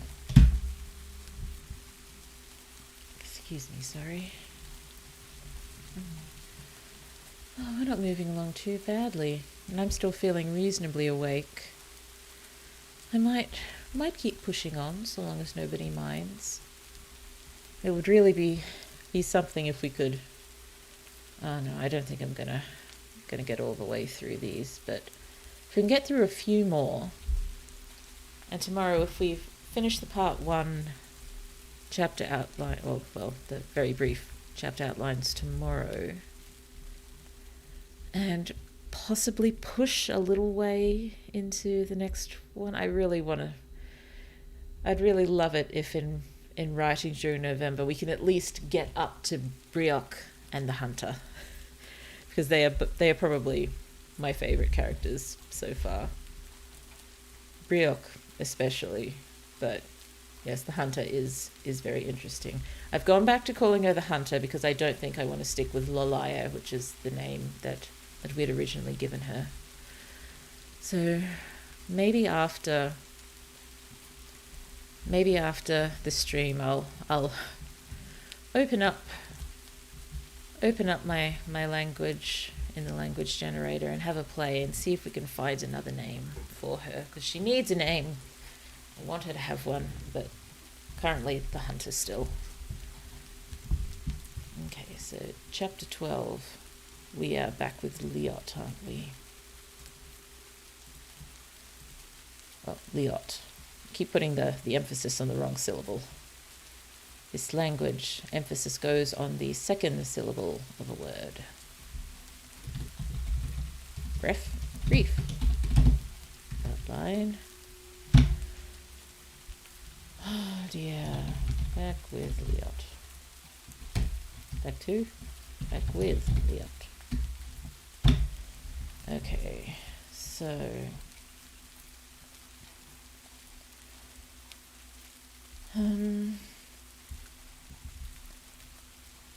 maybe here we can start with watching some of Strauss and others competing,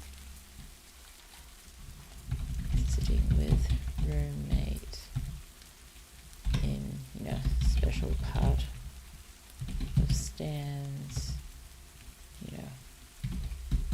cheering, high tension, happy atmosphere.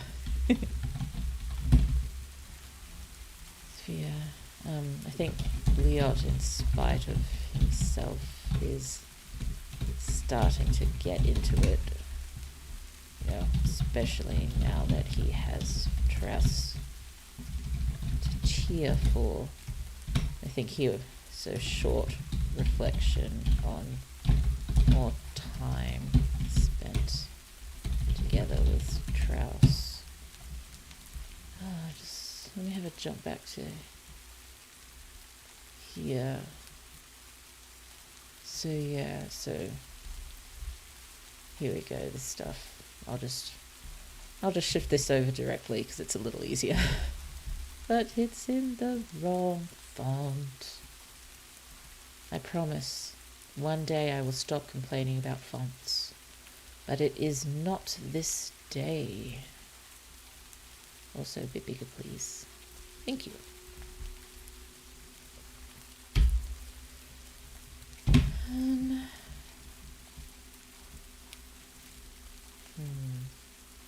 We have that, and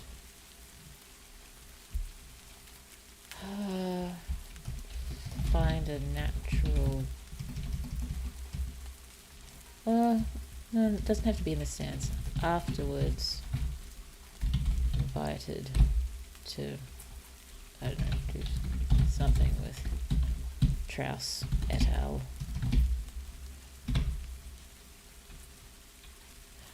Naturally lead to Strauss or Fay or Greener, one of them,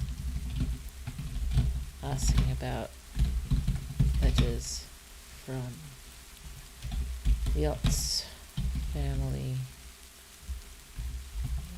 So briefly over the letters received. Oh, where are we here? Oh yes, there's a yes, there is something reasonably big that I want to happen in chapter 12. So all of this could probably take up about half the chapter or so. I mean, there's no real reason to spend an entire chapter on some sort of sports event. I think I'll have it as sports events. They're the more exciting ones to watch, probably. So, all competing in a bunch of different sports events. It's all really, individual stuff. There's no real team sports here. Every chosen one for themselves. Received.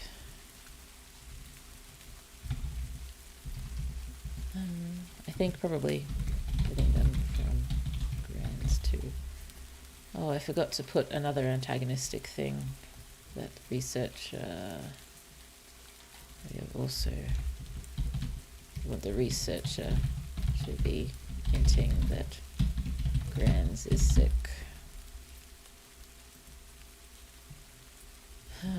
Haven't decided whether Grands actually is sick or whether, researcher's just messing with her. See, getting them from Grands too. Maybe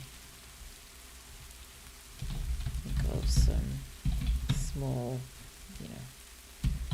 school-related stuff as connective tissue. And then the other big thing here will be, downtime with peers. Maybe Liot starting to talk a little with others. Mostly he's just there as roommate. Talks with everyone. Excuse me, sorry. Water moment.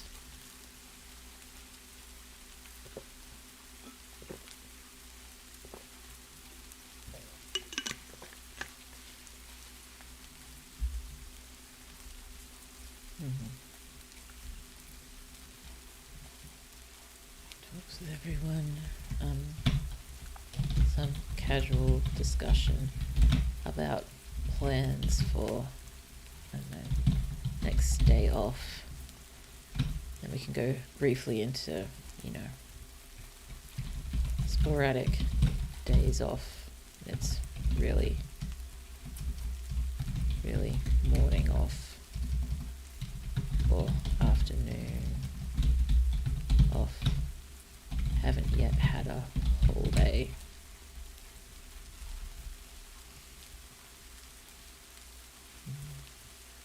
Haven't yet had a whole day. Okay, and this would be, either a child of chosen ones or, one of the, inner city kids who was picked up early and is already very, for want of a better word, indoctrinated into all this. Suggests they go to, buy up properties, jokes about raising the rents through the roof. Excuse me. Leot, fairly revolted. Roommate joining in with laughter, but, trails into silence when sees Leot's face. So I'm guessing there's no other new cohort members in this group that's talking right now.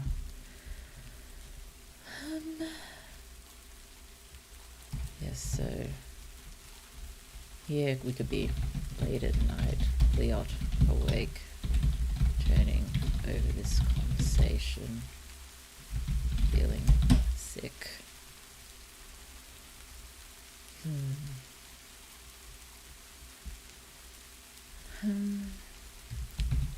Maybe next day talks to Trouse about it. Maybe Trouse not, overly sympathetic. I think it's just because of Trouse's general demeanor and personality, and we know at this point he is hiding what he is and who he is here. So perhaps Vale Greener offers some kind of explanation for their behavior. Indicate that they, don't subscribe to this kind of thing.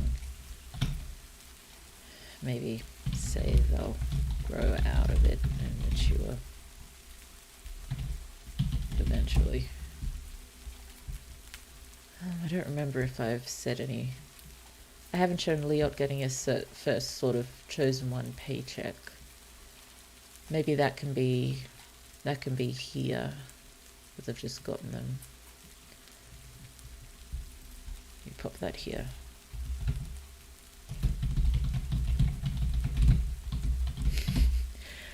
I have in my main magical project, there's a big emphasis on when Kaz receives his paychecks as well. So, I won't put too much emphasis on it here. It's funnier and more important when Kaz gets his, but I think we do have to show the chosen ones getting their first paycheck, and got astounded, probably more money than Grand's ever made in their life.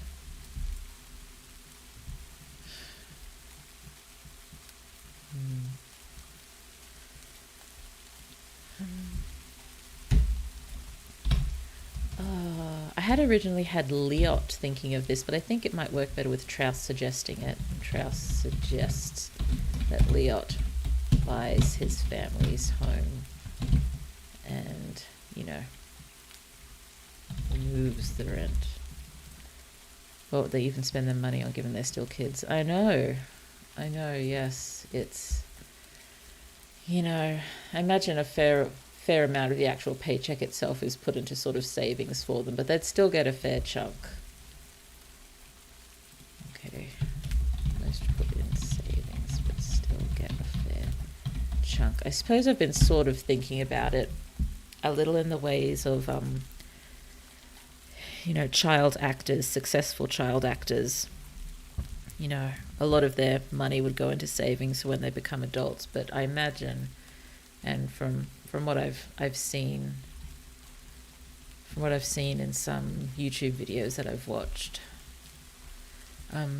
frequently, they still get a fair amount of their money because it's their money. They should be allowed to enjoy it. And I've heard of buying sports teams and ridiculous cars and stuff like that when they're that young. Sometimes it's their parents who are getting the money. From what I've seen and what I watched, yes, well, the parents have control of it anyway. I think that it's not supposed to be theirs, but I think their parents sort of go on the payroll or something because they're the ones sort of facilitating the child's acting career.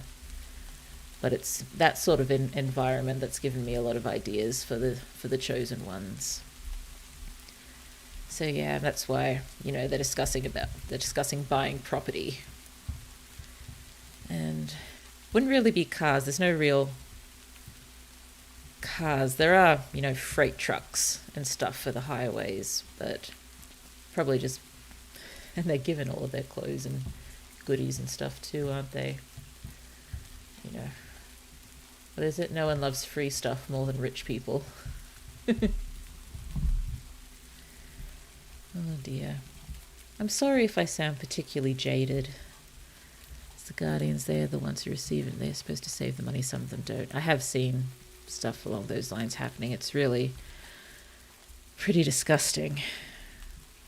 But it seems a lot of the situation around child actors is disgusting. The pressures and the stress and a lot of things that we don't even think about, like what the environment's like on sets for child actors. It's not like the movie industry was designed around children. It's not really healthy for them to be forced to mature so quickly.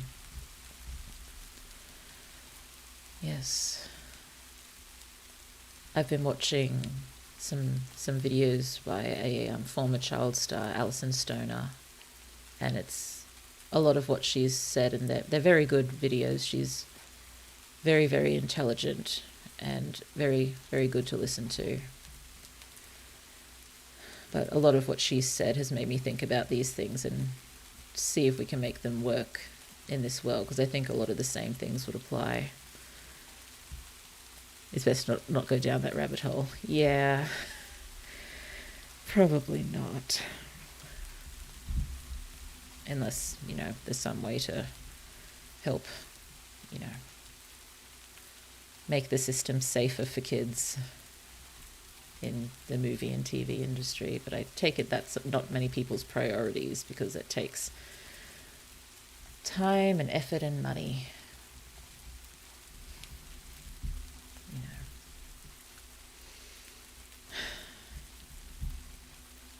Yeah, figure there's a lot of these chosen ones, well, all of them, but maybe happens more often in the ones that don't get quite as big.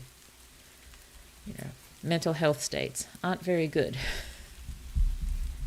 We're going to see some of that. I haven't put where they're going to see it. No, I haven't figured out where that's going, because possibly the next Liot chapter would be a good place for it.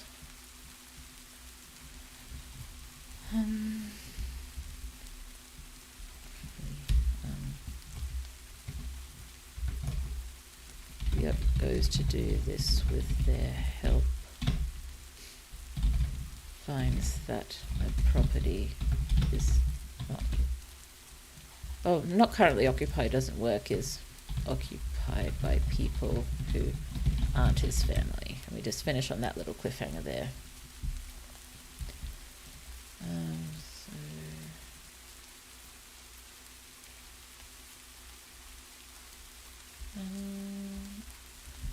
Oh no. Will that work? It seems to work here, but it doesn't work with how I've mapped things out over in my other notes. I suppose I can't really have another chapter with Min just sort of languishing, so we can't quite finish here, I think. We are being very worried, not know what's going on.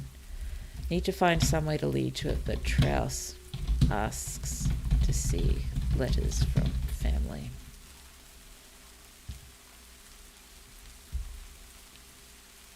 Yeah, that works. So long as Trouse sees the letters before the next chapter, that's fine. Because the next chapter... Let's jump over here. I probably shouldn't... I should probably stop after this one. I'm feeling reasonably energized because we're actually making progress, but I should probably stop and get sleep after this one. Hopefully it means tomorrow we'll get through the next few in part 1 and at least get to meet Brioc and possibly the hunter in planning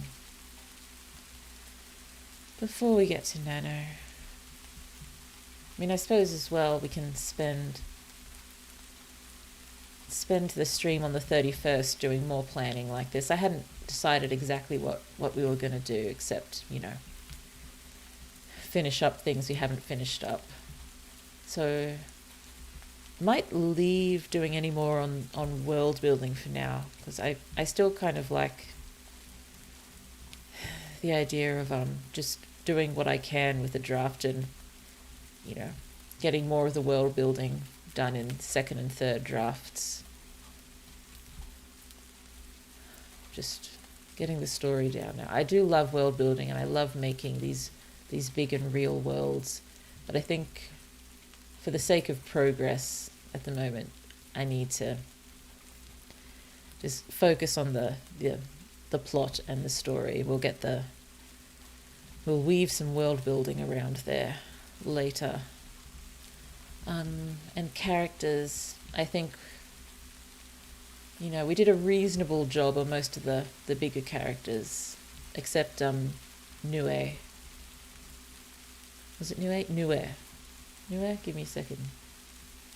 Nue. No, it's Nue. Her name's pronounced Nue.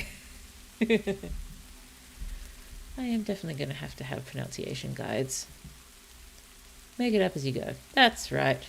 That's how we do it. That's what this whole thing is meant to be. Oh dear. Just say, given how long I've wanted to be a writer, you'd think I'd be better at it by now. Not the worst, I hope. But lots of room to improve. Okay. So yes, on the 31st, we may try to do a few more chapter plans before trying to start a little bit of writing as we tick over into midnight. And I won't go too far past midnight. I think I had originally put in my schedule. I'll have to put up my schedule for next week before I go to bed and double check it first. I think I'd put the 31st stream starting at 11, but I might just put it back to 9:30 since I'm not planning on doing too much writing after midnight. I mean, we normally go right up to or past midnight anyway. So I'll just try to get through the library scene on the early morning of November 1st. And we'll do a bunch more chapter planning. It just seems like it might be more useful to use the time as opposed to starting the stream at 11 p.m. in my time and trying to go longer after midnight. Okay. Team Garamond. I'm not quite sure exactly where they are, but I do have quite a few notes actually for this chapter, so I might try to get the very brief outline down, and then I might see if I can find these notes. Excuse me, sorry. More water.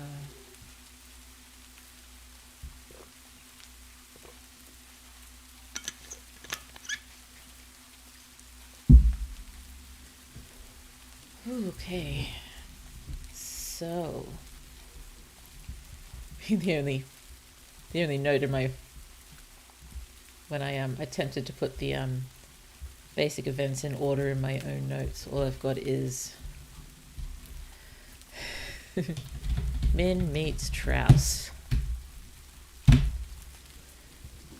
So probably start with Min languishing in her rooms.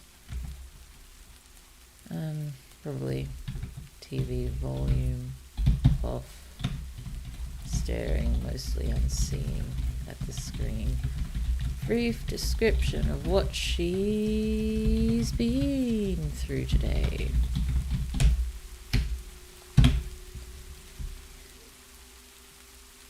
It wasn't pleasant, in case you're wondering.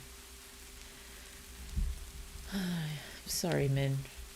It's okay, you'll stop being a prisoner and the subject of experimentation soon and instead become a wanted fugitive on the run.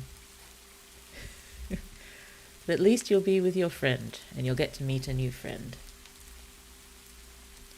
And you get to go for a bit of a walk. Go outside the city for the first time. See some lovely canyon. That's about it. Not much except the canyon. I did have a cool thought for a scene somewhere in part 2. I'm not quite sure how the conversation gets this way, but I need Citra to be having a bit of a disagreement with Brioc about, something related to the apocalyptic event. And, Brioc getting them to a certain part of the the canyon wall, and starting to climb up it and, egging them on to follow. You got to see this for yourself sort of thing. And none of them would have, looked over the top of the canyon before, and I don't think there's anywhere to really see it properly in the inner city, and they don't have access to outer city views. But I don't think there would be very many windows pointing out into the desert. It's all into the canyon. So climbing up the canyon walls, and they actually get to the top. And I want them to actually be able to see the remnants of whatever the event was, and probably where all the fate particles are coming from. So just like this ongoing explosion sort of thing. It's been like that for 400 years. I don't know what happened. I'll perhaps think about it at one point, but honestly, I don't think it's really important for the story. Interesting for backstory, not interesting for plot. Well, not necessary for plot. But would be a cool moment to look over the edge of the canyon for the first time and just see the desert, ocean, and then that in the distance. Like a, guessing supernova looking like, but not enough to destroy their eyes. Very bright. So yes, lots of squinting to see and being astounded and all that. Just wondering briefly whether just that sort of exposure charges Citra and Brioc right up with fate particles. Brioc will probably be carrying a lot of tests. And probably I don't know. Yeah, maybe that's it. If Citra was expressing disbelief that, that event had anything to do with fate particles, and Brioc's like, well, let me show you something. I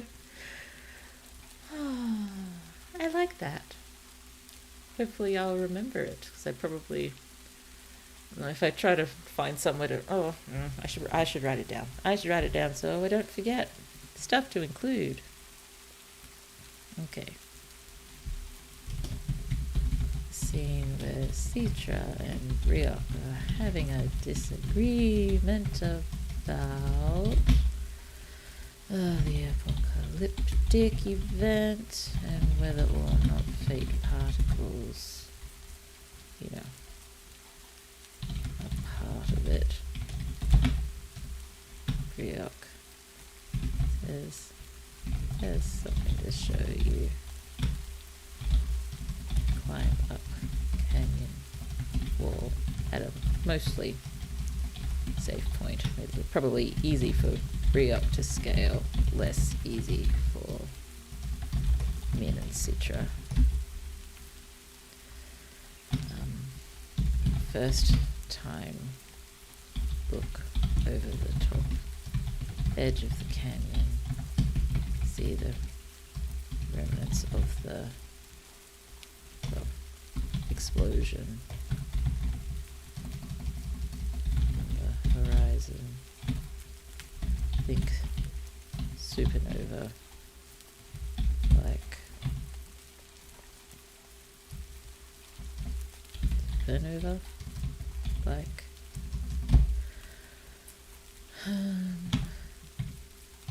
can look at it only for a short time, just being up there in, you know, there's nothing between them and the explosion. Charges up Preoc and Citra with fate. I kind of like the idea that it gets Citra to chosen one levels.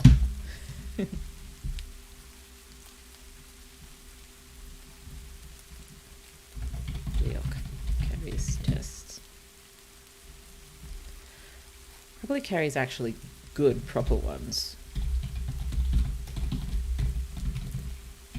And probably takes Min's pleas for Citra to let Preoc test her. Okay, sorry for getting sidetracked, but yeah, I think it's important to get that down. I like that. I like it. Mouse, why are you being so unhelpful? You had your batteries changed. Oh dear. I'm also happy that the stream's gone really quite well this evening. I don't think we've had any yeah, we're good. Haven't had any real buffering issues, have we? So hopefully these settings I've got it on now keep on helping us out. Okay, so Min meets Strauss.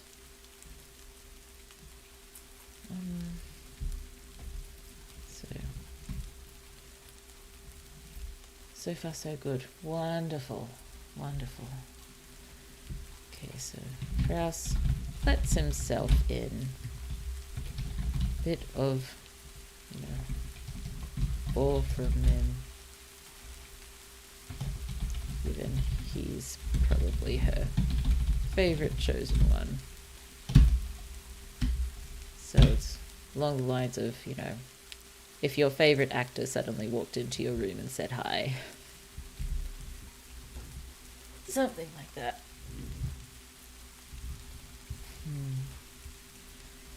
Okay. Big, important discussion. Okay, so find out Strauss is part of the resistance. Yay, Strauss. And, you know, resistance's interest in Min.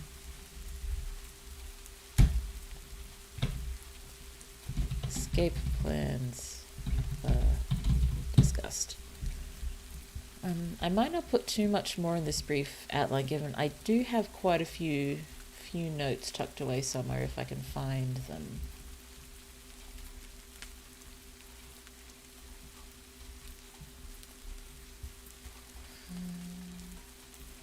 Oh, this is a little note that I should probably stick into an earlier Min chapter. Later chapter after testing first starts, so somewhere around here. The montage style include every doctor and researcher fully suited like she's a biohazard. No, that wouldn't be quite yet. I don't think they start suiting until after they know that her body's eating fate. So it would be, come on, work. Yeah, it works better here somewhere.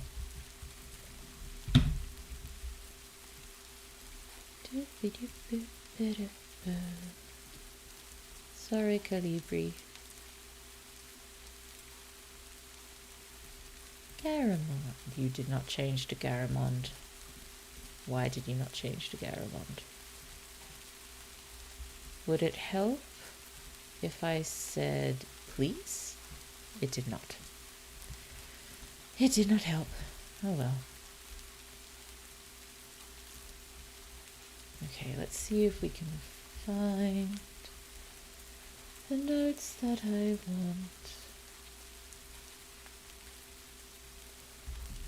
Oh, excuse me, sorry. Oh, yes, Yeah, gonna have to stop after I gather up these notes, I think.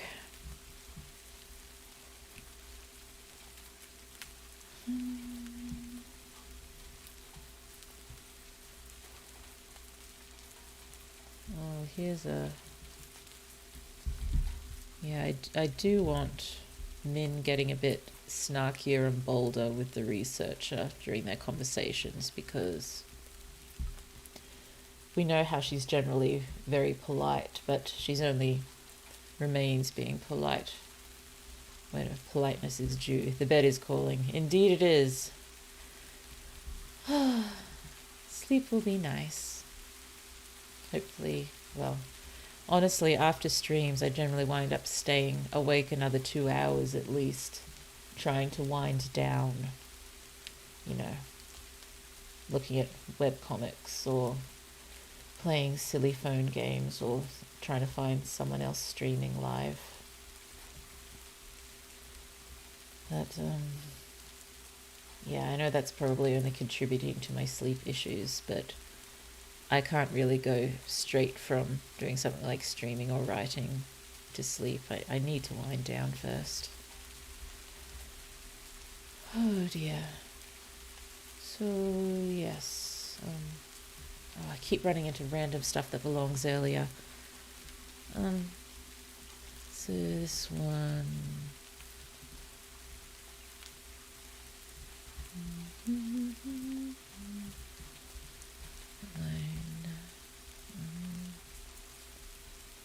So, tantalizing stuff. So yes, I do kind of like the idea of her, you know, questioning fate a bit here. In some ways, you know, I don't know exactly how their conversations are going to work out, but yeah, something to think about here. Where else here?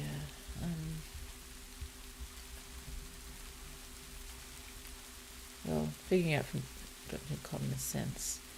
I think it's more than just dropped hints. I think it's, you know, she's, well, not bluntly, but flat out told that she's dangerous, has to remain isolated for the safety of the city. At least the safety of the chosen ones. You know. She is really the biggest danger to them that they've ever come across. But would they just say that outright to Min? Because that would make her feel powerful, that possibly that could turn it around. So I'll at least pop it here.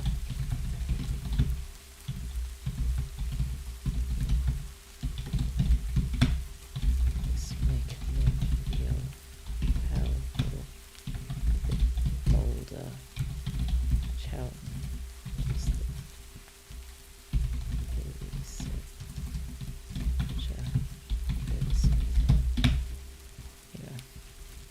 Put back in place very quickly.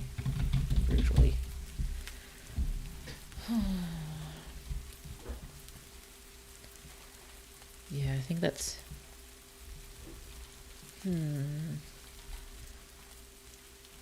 Actually, could that be more interesting if, you know, it's... Trouse is the one who tells her that that they're terrified of her.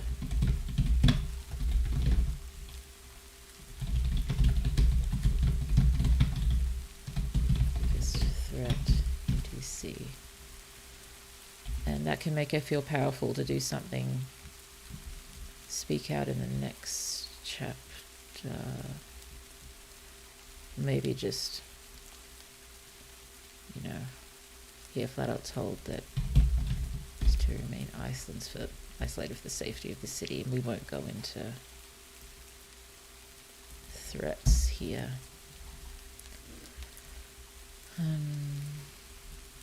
What if we shift this over?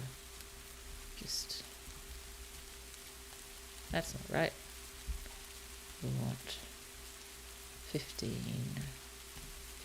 notes. And feel powerful after revelations from Trouse. Yeah, that'll work there, I think. Where am I going? 13 notes. I'm still just looking for the specific notes that I want. Oh, I should probably have maybe just here have Min missing her books and plants. Maybe have a think about asking. Well, maybe not think about asking for plants. Maybe there are a few nice plants, but, you know, she's not given any way to tend them. People look after them. Are there nice plants in the room? Just do something little with that, maybe. Haven't gone into any animals. I'm still wondering a little bit about animals in the city besides insects. Possibly, you know, some of the chosen one kids in the cohorts have pets. But I'm more wondering about the wild animals wandering around there.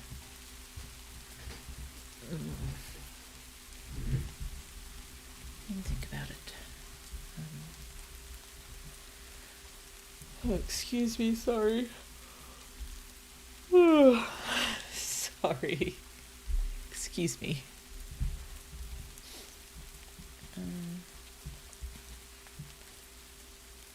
What am I looking for? Okay, here's one potential note that could be useful here.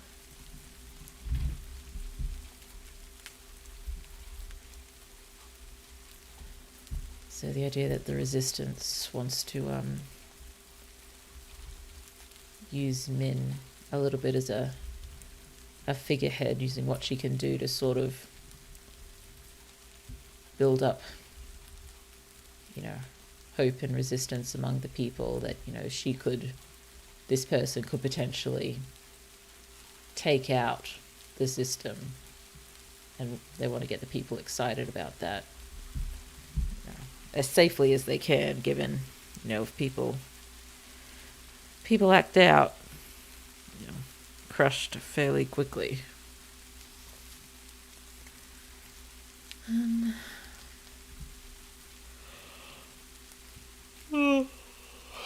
Excuse me, sorry. Sorry for yawning all over you. Okay.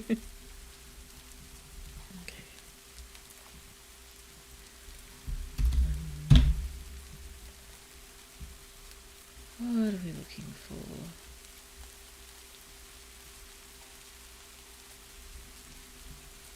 Oh, I found some notes that belong in some earlier Liot chapters. Okay, this is big one. Where could it go? Sorry, I just want to see if I could pop it in there before I... No, I can do that later. I'll leave it for now.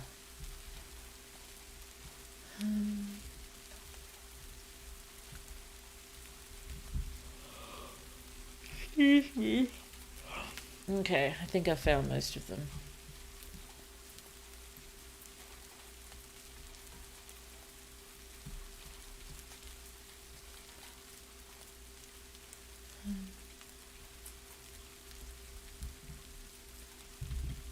Yeah, it's just... Yeah. Big block of... Yeah, this goes into fair detail. Just I'm sure I've got a few other notes that I need here.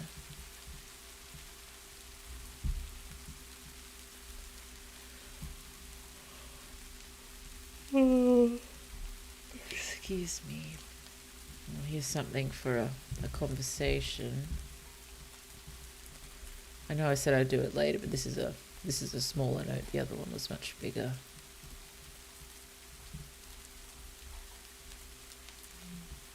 It's got to be earlier than that.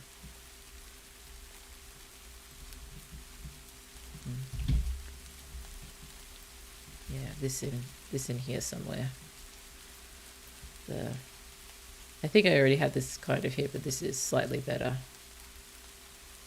phrased, more eloquently perhaps. So I will be revered for generations for contributions to the field of fate, and you're a freak to be dissected. I think you're special, you're not, like, anti-special. Excuse me. Where are we again? Chapter 13 still. Sure, I had a few more notes about...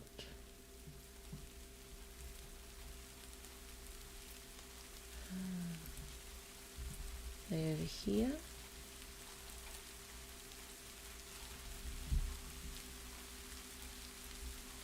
Oh, I hope I didn't write that. Well, I hope I didn't think about that and forget to write it down. Oh dear, I can't remember exactly what it is either. Just give me a moment, sorry. Let's see if I can remember. Oh yeah, I wanted Charles to be asking Min, or saying to Min, you've read about the canon, haven't you? Meant to be flustered. Yes, but I don't remember everything I read, and Charles to pause, considering, then, no, you don't, do you? Most people don't. So strange. Well, yes. Strauss probably doesn't remember absolutely everything, but he remembers, the grand majority of what he reads. Okay, so let's just go briefly through this. I'll probably just wind up moving it straight across because it's here already. Easy enough to shift it in fair detail. So Strauss has found out about Min. He read the letters that she'd been putting code in. Poor Liot missed the code. He was probably not expecting it. He missed it. Strauss did not, so he knows something's going on. Looked into it all. And now he's here. Min is definitely starstruck.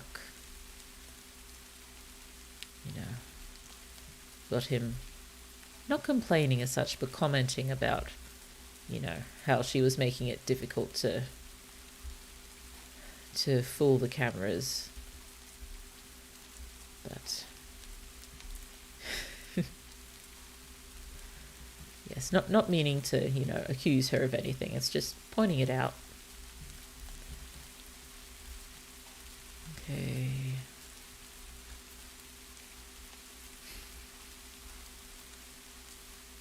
Yeah. And I should probably just have a read of this. So Min is apologizing for causing trouble, and, Charles asking why she's apologizing. None of this is her fault. And Min asking, why do you tell me that I caused you problems then? And then, because you did. I guess I didn't have to say that. Yeah, that's Trouse. So, figured out the code, thought she might have been one of their outside operatives. Yes, he's not. The same as Brioc. Neither Brioc nor Trouse are scared of being near her because their fate levels are so high. They've got plenty to spare. So Trouse has taken the liberty of inserting himself into the research program. So he's going to help make things a little easier, hopefully, for her. Maybe lead them in a few, or lead the research in unhelpful directions. Because, he doesn't want them finding out how she works properly, because he knows they're going to try to weaponize it.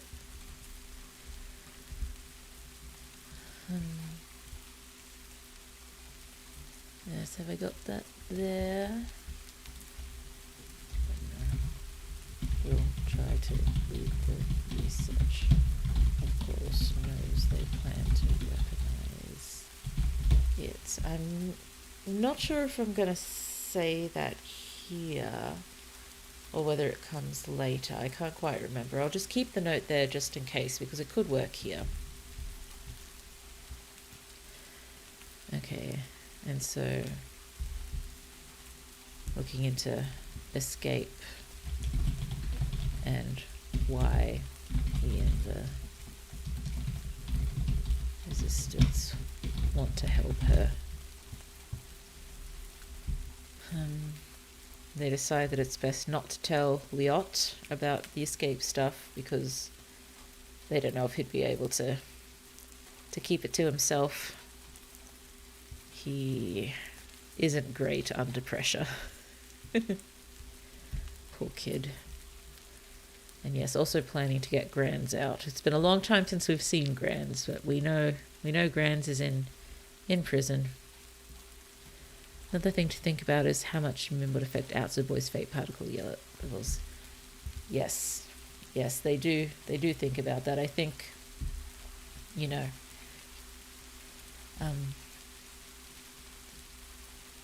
what is it? Both Trouse and Brioc. She is affecting them. She's bringing it down, but their levels are so high, and when they leave her again, they are such fate magnets that it just builds up again very quickly. So I think the idea of trying to weaponize what her body does, that just try to keep the effect going long enough to keep the other city's fate levels down long enough to be able to invade. Because the moment they stopped using it, the high level people would start building up again. I'm not sure if there's a way naturally for Min to just completely lower someone's level and have it remain low forever. Possibly that's something that they're wanting to research, because that could be, an ultimate punishment for a chosen one who has fallen from grace, and her affecting them also increase their propensity to get hurt. Probably. Yes. But the thing with chosen ones, they do tend to get hurt a fair amount because, protagonists, a lot of the time, either everything goes right or everything goes wrong. So, yeah. take away from those extremes a little bit, maybe.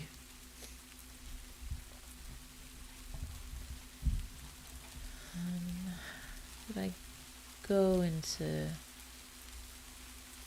hear much about the So Strauss explains briefly about the resistance. Min is a bit overwhelmed by everything happening. So I suppose we could possibly go into a fair bit of detail here, because this exchange is the whole chapter pretty much, so we can go into detail about how it came about, what they do, what their plans are.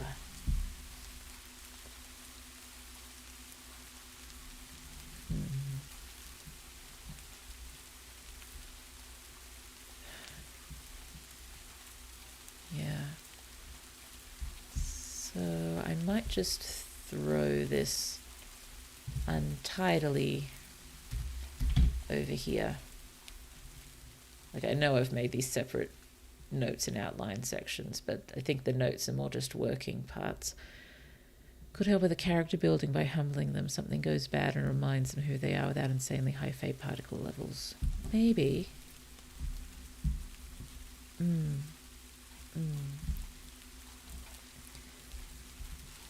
That could work well. I just need to...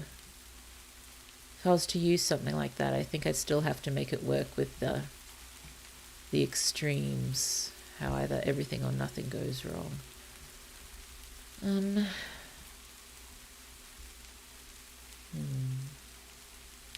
It probably is more often that everything goes right. I might just throw that down in the stuff to include, just so I don't forget, because it is a very good point. Thank you. Okay.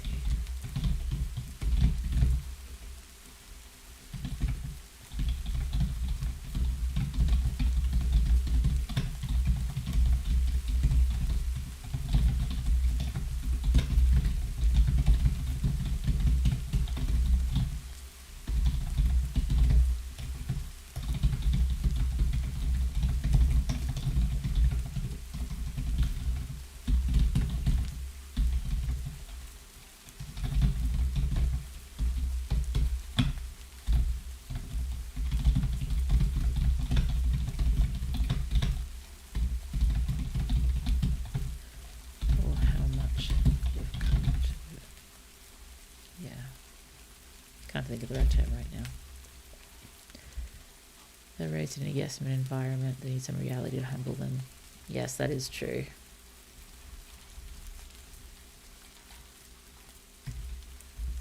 Good hit of reality to counter the environment they were raised in. Because I suppose they still sort of, you know, even the ones in the resistance are still very affected by how they were raised. They are used to being the best. They expect that they are the best.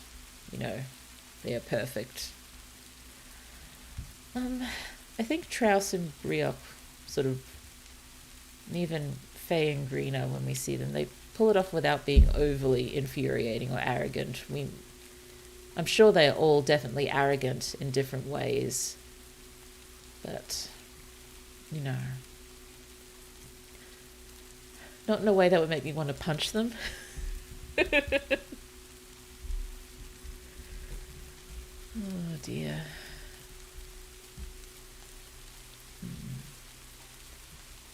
So yes, I think probably the best one to do this with would be Brioc.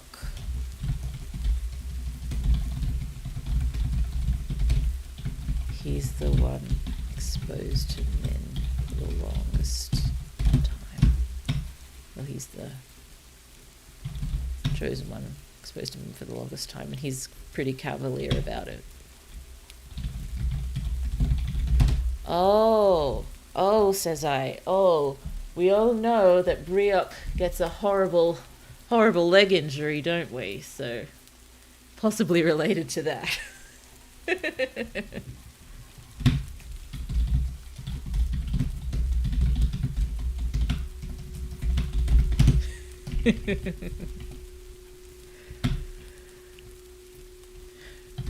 mean, there's no way to prove it, but likely caused by lowered fate levels combined with not being careful enough because used to very high fate levels carrying him through dangerous situations. Yes, that could work very well.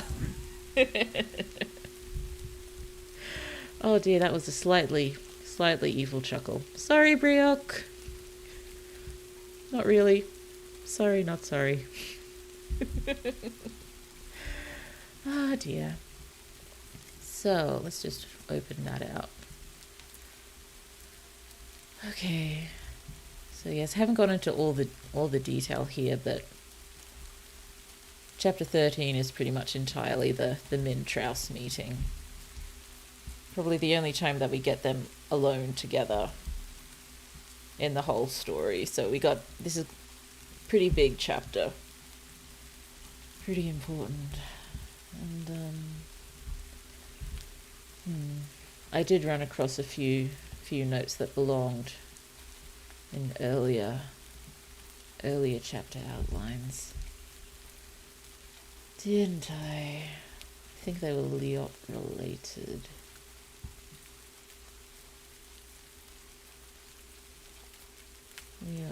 And there's a few that belong in earlier ones that I've missed. So I'll still definitely have to keep my other notes open as I'm writing to grab them.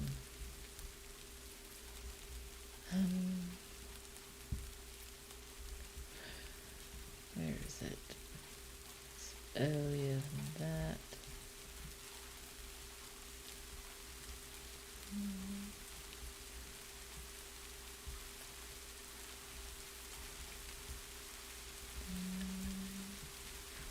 This bit.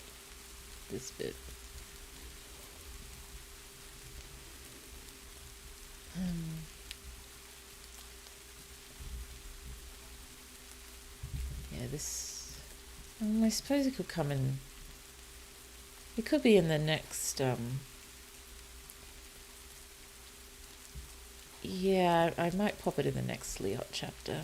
So let's throw it in the chapter 14 notes. Just some stuff about Faye and Greener and showing them and Traus filming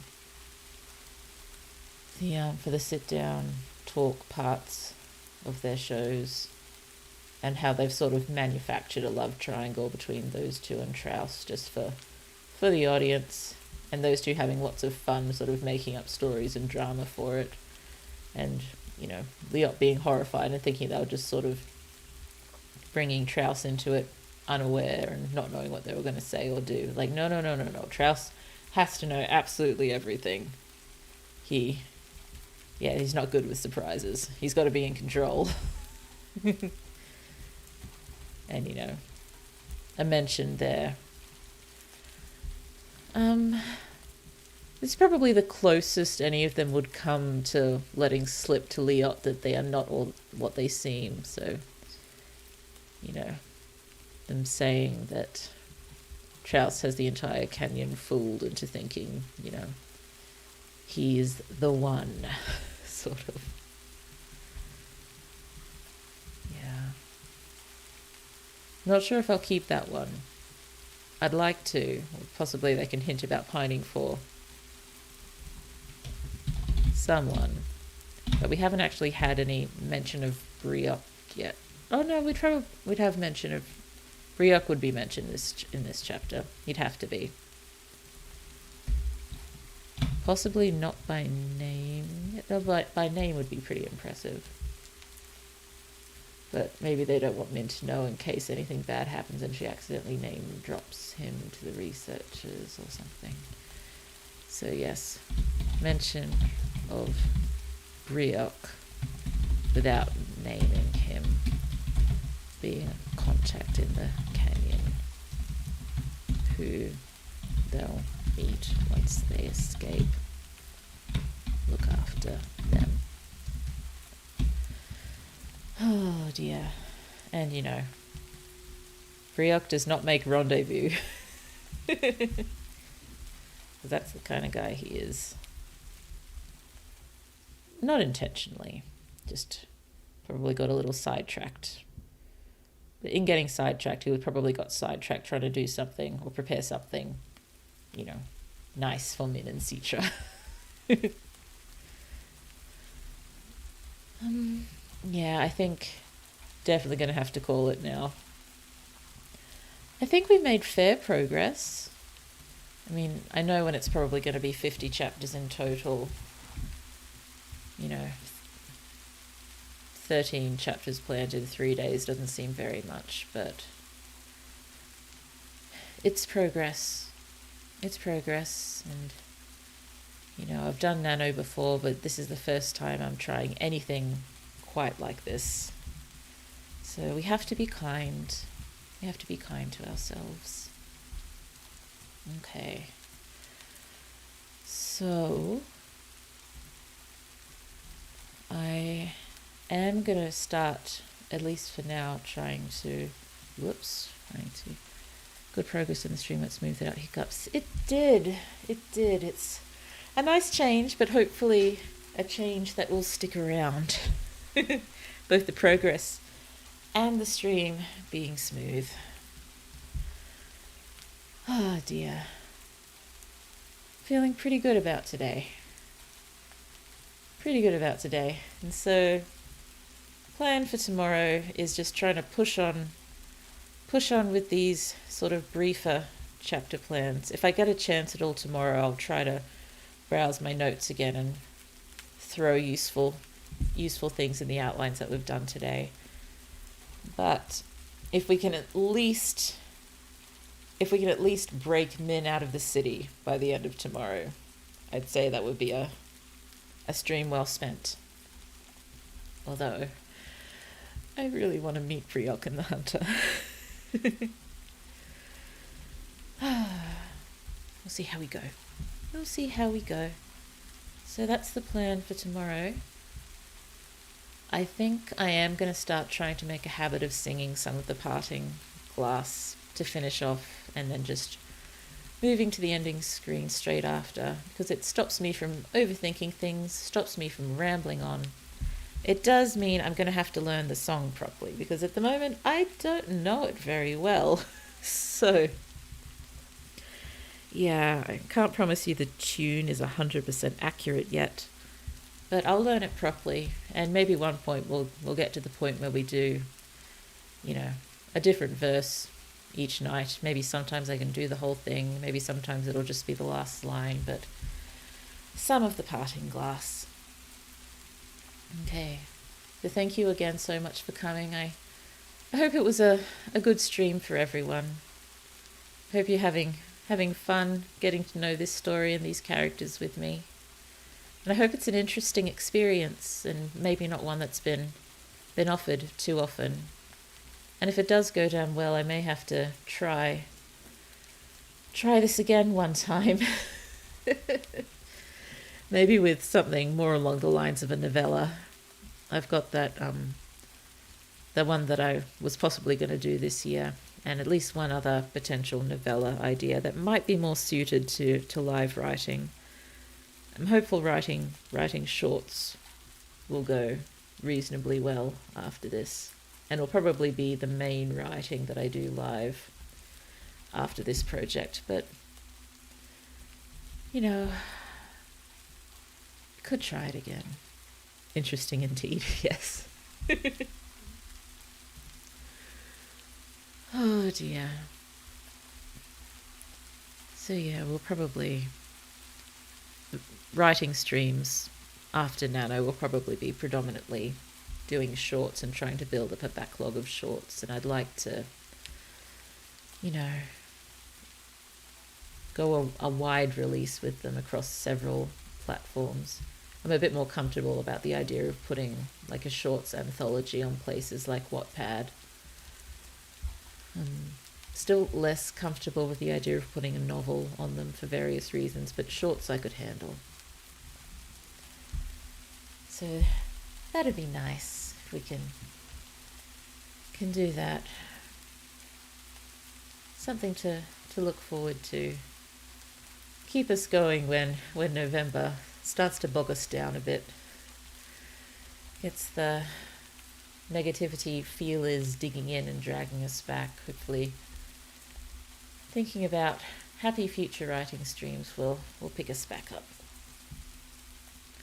Whoop. Will you keep streaming daily though? Highly unlikely. This is not sustainable. I'll have to see what I'm capable of after November.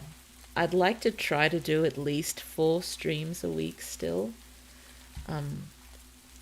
Potentially 5, but maybe go down to 4 for a while. Although I have got December sort of roughly scheduled, with a fair bit more than that, but that's only because some weeks have to go without streaming for various reasons. December's a bit of an interesting month. I suppose it is every year because of the holidays, but yes, we'll most likely go to 4 to 5 days a week once we can actually settle into a semi-reliable schedule. Yes, there are other times that I could stream daily. For example, if we tried anything like this again, it would have to be every day probably. If I had the thought that if I got to the point where I was releasing novels serially, I'd kind of like the idea of, reading each chapter as they come on stream with, an author's commentary. And if I got to know any other VTubers sort of in my field, or just VTubers who are interested in what we're doing here, could come on, could, take turns reading different voices and stuff, could be fun. But if it was being released, if the novel was being released every day, a new chapter being released every day, I'd probably want to stream every day and read that chapter. I probably wouldn't keep releasing a chapter every day, maybe just the first 20 or 30 chapters or so, and then go into maybe 2 a week. But yeah, that's some things that I've been thinking of for the future. Okay. Apologies again, I haven't warmed up properly, and I'm sitting down. Neither are very helpful for singing. I might keep the rain on while singing for now because there's nothing wrong with it. I'll turn it down very slightly. So, yeah, I'll just try to sing the first verse here of The Parting Glass. I think it's the same thing that I sang for it yesterday, and I'll probably keep doing the same thing until I can figure out exactly what I want to do. So again, thank you. Thank you for being here for this stream. Yeah, I don't think you can fully appreciate how much your support means to me. Again, I never expected anyone would be watching for a very, very, very long time. So thank you. And might see you tomorrow for another day of chapter planning. Let's give this a go. Ah, for the money that ever I'd spent. Whoops, already messed up. Whoop, just read this first, sorry. Hope it all goes well and have a good night after singing. You as well. You as well. I screwed up already. I read the lyrics too quickly. Oh, for the money that e'er I had, I spent it in good company, and all the harm that e'er I did, alas, it was to none but me. and all I've done for want of wit to memory now I can't recall. So fill me to the parting glass. Good night, and joy be to